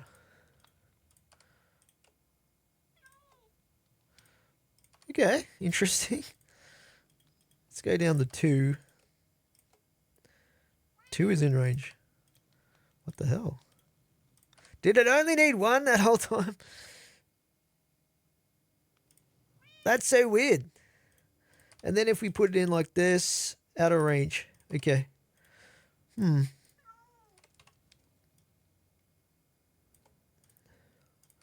Okay. So this is in range now. Beautiful. We got the sender. We got the puller, the sender. And we can chuck in the vacuum module. Beautiful.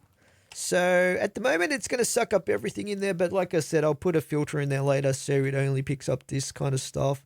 So let's just test this out. So if we turn this off for the time being and we go to duplicate, say, the azalea leaves.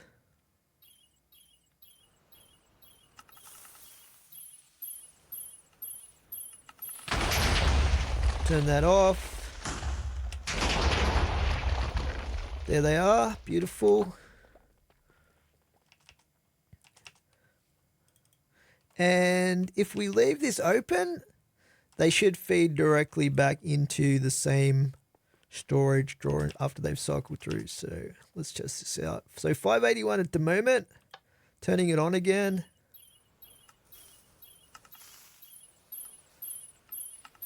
You can actually see it's the numbers going up, even with it dropping items in there, which is kind of interesting.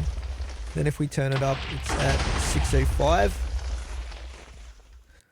Beautiful. All right, guys, there it is. We've set up another subnetwork here, which is going to allow me to semi-automate the Conjuration catalyst, which is pretty cool. So I still have to come down here. I still have to flick the lever, but flicking the lever is way easier than grabbing a bunch of stuff in my inventory and feeding it into this thing one stack at a time and then carrying it back and putting it in the ME system. So this setup is really, really good. Now, let's move on to the Alchemy catalyst. Now, this should theoretically be way, way easier, and we should be able to fully automate this thing as well. So we're going to put it down here, and we are going to put another mana pool on top of this, and then we're going to need a spark, which we'll grab now. Spark, and a dominant augment for the spark. Bam, bam. That should fill up super quickly again. It's such a satisfying system, I've got to say. That is beautiful. That is fantastic. Okay, now we've still got our extra open crate here, so we're going to use this on this thing exactly like we did for the other one. But this time what we're going to use to... let's grab some grey smart cable. Exactly one. Yeah, what we're going to use for this one is going to be the actual pattern provider. Let's get a couple more smart cables actually. Get 10 of these going. Now, I believe we can attach these to any one of these sides of this thing, except probably the bottom, which would give us the capacity for a lot of different recipes. When it comes to the Alchemy Catalyst recipes, I think I've mentioned this before. There's like about 100 different things that this thing can actually craft. It's pretty crazy, actually. But looking through all of this, there's not that many that would be really useful to me right now. Probably one that I do want to do is the flint to gunpowder, which is a pretty good one. And just a convenience one for me also would be probably the clay to clay bowls as well. So maybe I'll make those two recipes, and we're not going to need more than one of these pattern providers, at least at this stage. I don't think so. We should be good as far as all that goes. So we do need to put some patterns in here, and let's go craft a couple of patterns. So we're going to make the gunpowder one. Actually, I think there's a sand one as well that might be pretty good. I've already got a sand recipe for the pulverizer. But I don't think we need this one. This is also basically one sand for one gravel. It is pretty slow though. And I think if we look at the Botania recipe here, it's pretty much cobblestone for sand instead of gravel. So it just depends. Like at the moment, this is my gravel situation. Because I'm currently using the gravel in the pulverizer constantly to produce sand for TNT. But I have a lot of cobblestone and I can generate that for free also through thermal expansion. So it depends whether I want to use power or mana to create the sand. This is the thing. Because really I'd be creating the sand but using the sand to make the mana via TNT. I don't know if I want to do that or not instead of the other recipe. But the thing is right now I don't use the auto crafting for the sand. I just have the sand going constantly in this.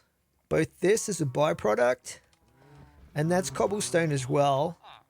And this here is gravel just constantly going. And then we should have gravel. Gravel is this one as well. So yeah, I don't think I need the sand one, which means that we'll basically just make the recipes here for the clay. Like this. Bam, bam. And the gunpowder one. So this might be a quicker way of getting gunpowder compared to my my farms that I can do with like ghasts or creepers. But then again, I get a lot of gunpowder from those as well. I don't know.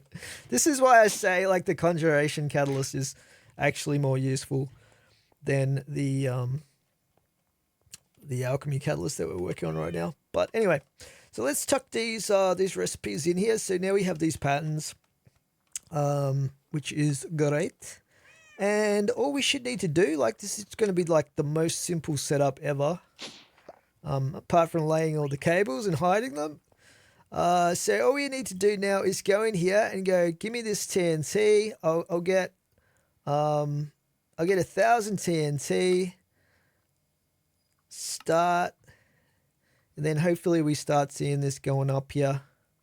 We can see that number going up right now. And that should be dropping the flint in there for us. And then the flint should be getting sucked up automatically by the vacuum hopper. It's working pretty quickly actually. Obviously that is going to go through the mana, but it doesn't look like it's too bad.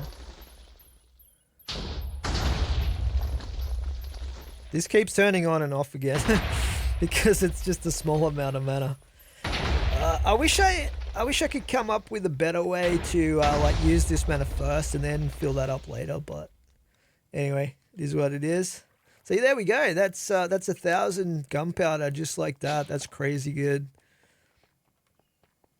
And then we can turn that into more TNT. Let's get some more TNT going. Cool.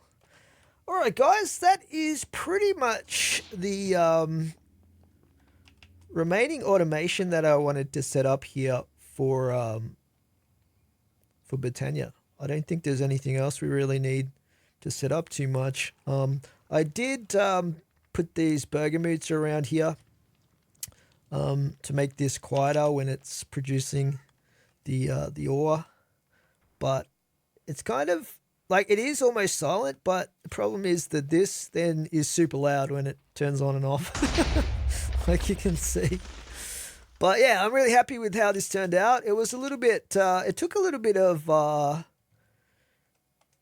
figuring out to figure out like the best possible way to try to make this semi-automatic. It's a shame that AE2 auto-crafting doesn't accept these duplication recipes. They really should update that in the mod. Maybe there's some like extra mods you can add to AE2 to fix that issue. But yeah, it's a pretty good setup.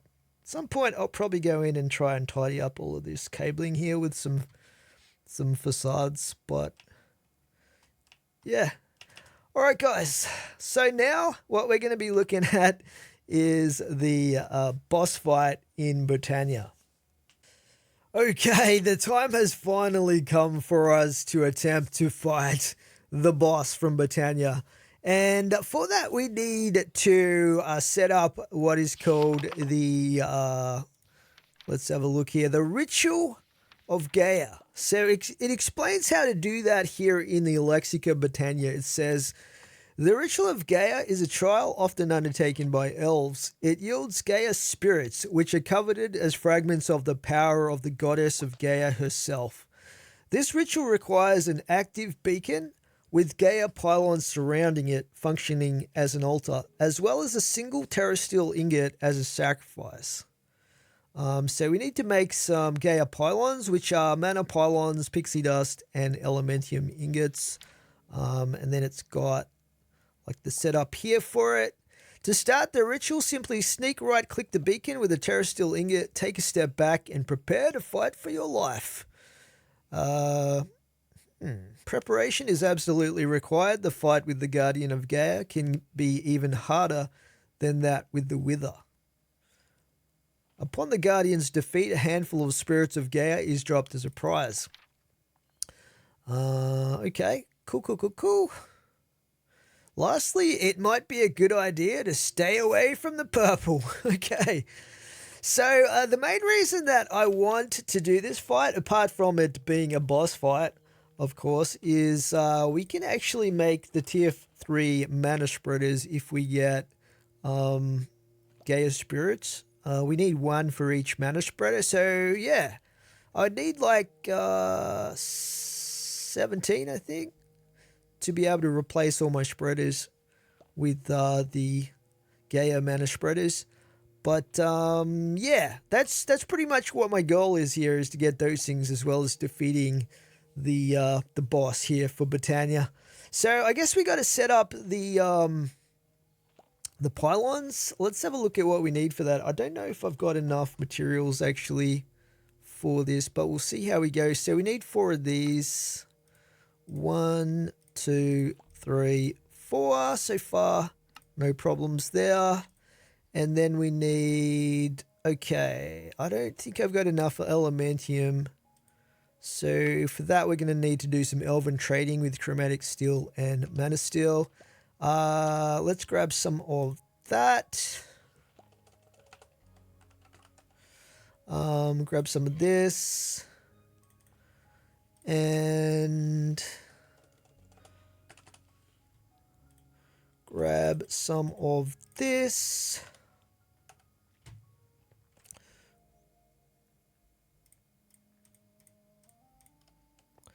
Okay. Let's wait for this to come back through. Very nice.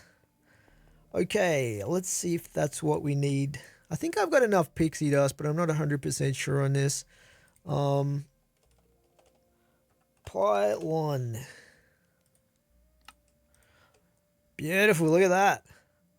Gaia pylons, alrighty. So, yeah, we have our beacon already for this. Let's just have a look here at that diagram.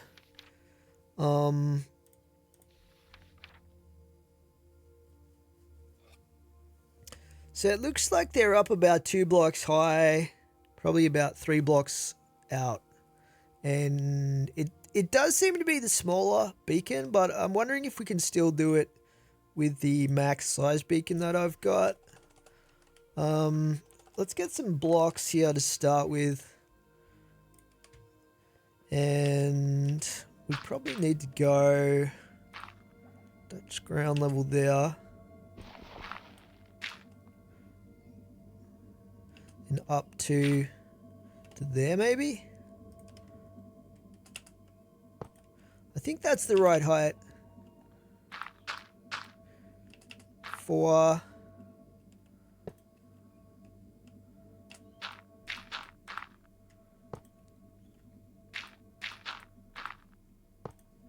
Right.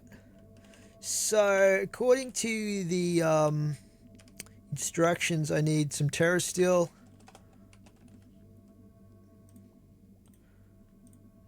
And I just shift right click on this.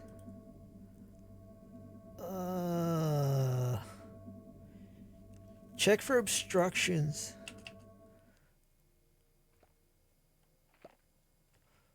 This whole thing up here is in the way. I think it needs a minimum amount of space for the fight.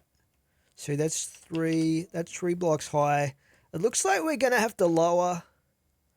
We're gonna have to lower the whole beacon down. I think I'm gonna have to reduce it down to the minimum beacon size, just so we have that space that we need vertically for the boss fight. So yeah, let's get that done. Okay. So we've resized the beacon down to the small size beacon.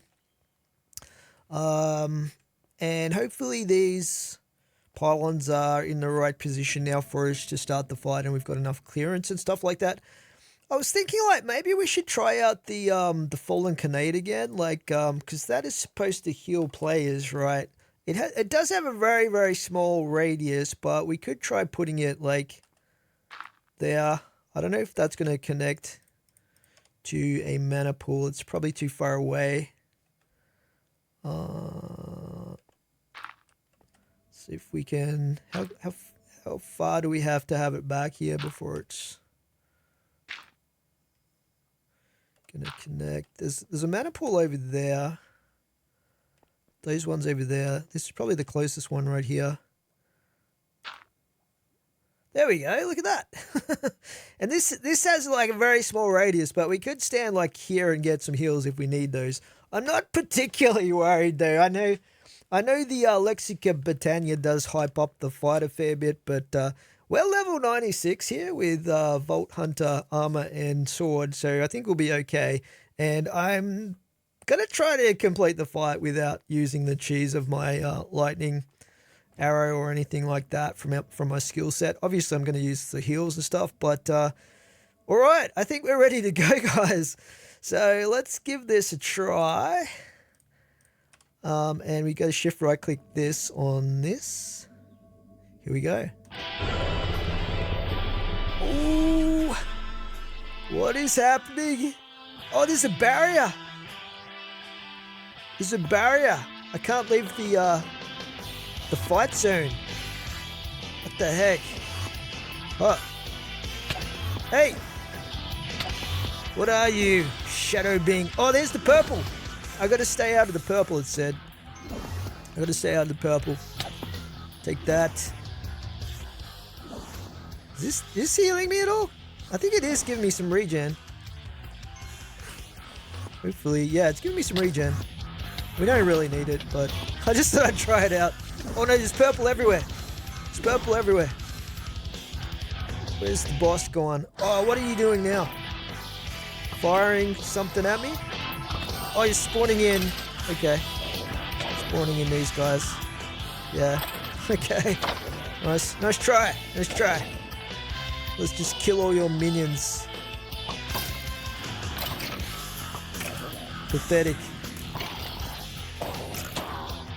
At least there's no creepers. That would have sucked.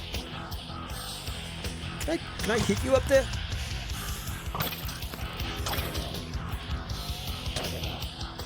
I guess this is like stage 2 or something. I don't think I can do damage. Oh, here we go. Oh, the purple is back. Okay, he's nearly dead though. Bam! Sweet. Dead and seek. Nice one. So yeah, I guess this kind of did its job a little bit, but that was a pretty cool fight. And yeah, we got some bonus stuff here. Gaia's Spirit. So this is the stuff that we need for the for the spreaders that I want to craft. We got 8 of these. I think we need one per spreader. So I'm probably going to have to repeat the boss fight. But it looks like we can repeat it. We just need Terra Steel, right? So yeah, I'm going to fight this thing again. And then we should have enough for both of the mana farms to be upgraded at least. Actually, I've got 3 Terra Steel, so we could fight it twice. And then there's probably some extra stuff that we can craft. But yeah, let's just get this done.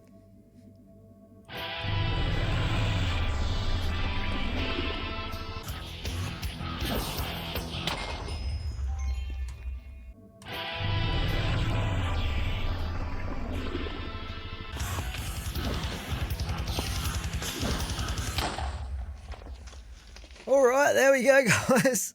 Let's just chuck some of this junk. We got some bows and some bones and potatoes and all sorts of random stuff here. I'll probably end up chunking a lot of this Gabaggio, but yeah, okay. A little bit cold there. But we got 24 Gaia spirits, which is the main thing that I was after here, which is pretty awesome. So this is going to allow me to upgrade the spreaders that we've got. And I think there's some other stuff too that we can probably make with this. Let's just see what the updates are in this Lexica Botania. Let's have a look here. What do we got in here? Oh, the Ritual of Gaia 2. I don't think we can do this one because I believe it's disabled in Vault Hunters 3, sadly. But is there anything else in here, I wonder? We did that. What about flowers? Functional flora. I think we'd unlocked all of these already. And generating flora. Thermal lily. Trinkets and accessories. Miscellaneous. Starfield creator. That's pretty cool. Yeah. All right. So what I'm going to do, guys, is I'm going to craft up these updated mana spreaders, and I'm going to set them all up, and we'll see how good they are. There is one new crafting material that I need for these. Let's take a look at that. And it is Dragonstone. So for this, we need to get a mana diamond and an extraordinary Larimar and do some Elven trading with this. So we need one of these for each. So we're going to need 17 of these Dragonstone things. So let's grab these mana diamonds if I've got enough. Mana diamonds, 16 of these.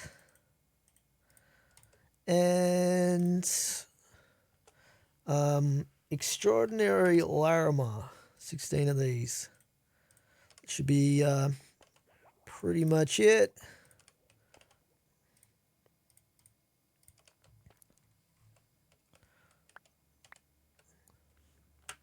Turn off my magnet.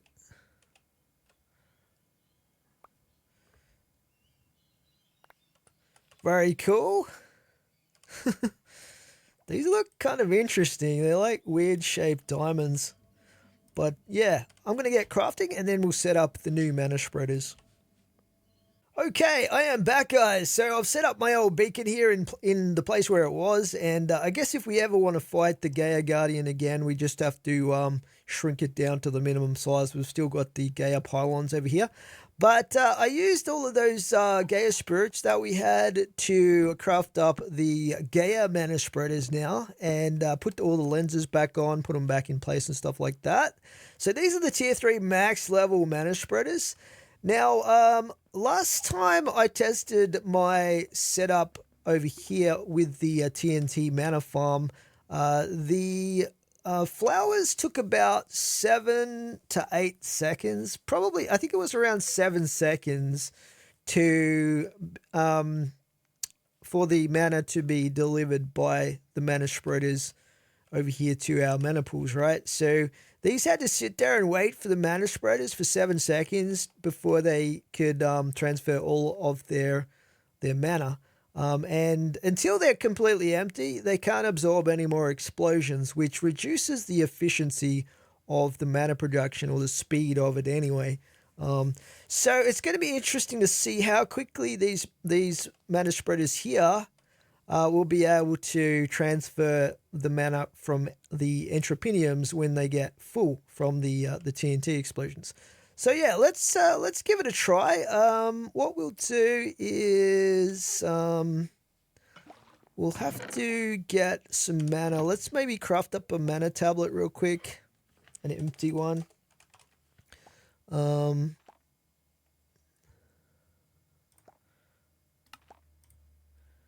And as soon as I put this in my inventory, it's going to start sucking mana, but let's see how we go here. Make sure we're over on this side. So this should then start up our TNT mana production over here, as you can see. And let's check out the amount of time that it takes for the mana to get delivered from the entrepiniums here. So remember, it was about 7 seconds before. I'd say that's about 3 seconds right there. Or less. No, it's like 2 seconds. Maybe even quicker than that. That's crazy. Holy cow, that's fast. I expected them to be a little bit better, but that's just ridiculous. Like, that's like about a one second that these are emptying. So that basically means what I can do is I can go around and change the timer on these and just pump out the mana. I think it was, what did I say, 2.5 minutes to fill a mana pool. So we can do that in a sixth of the time now.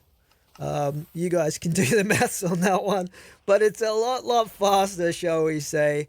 A lot faster. Like, we're talking about under 30 seconds to fill a mana pool, if my calculations that I've just done roughly in my head are correct. So yeah, that is pretty awesome, guys. Well, anyway, guys, that is where we will leave this episode for today. It's been quite an eventful one. Unfortunately, I don't think we'll have time to go run another vault, but in the next episode, we're definitely going to be running some vaults. In fact, I might even start on the Wendar grind and just get that completed, and then we'll have all the different god transmogs, which is going to be awesome. But that's it for today. Thanks for watching, and I'll catch you guys in the next one.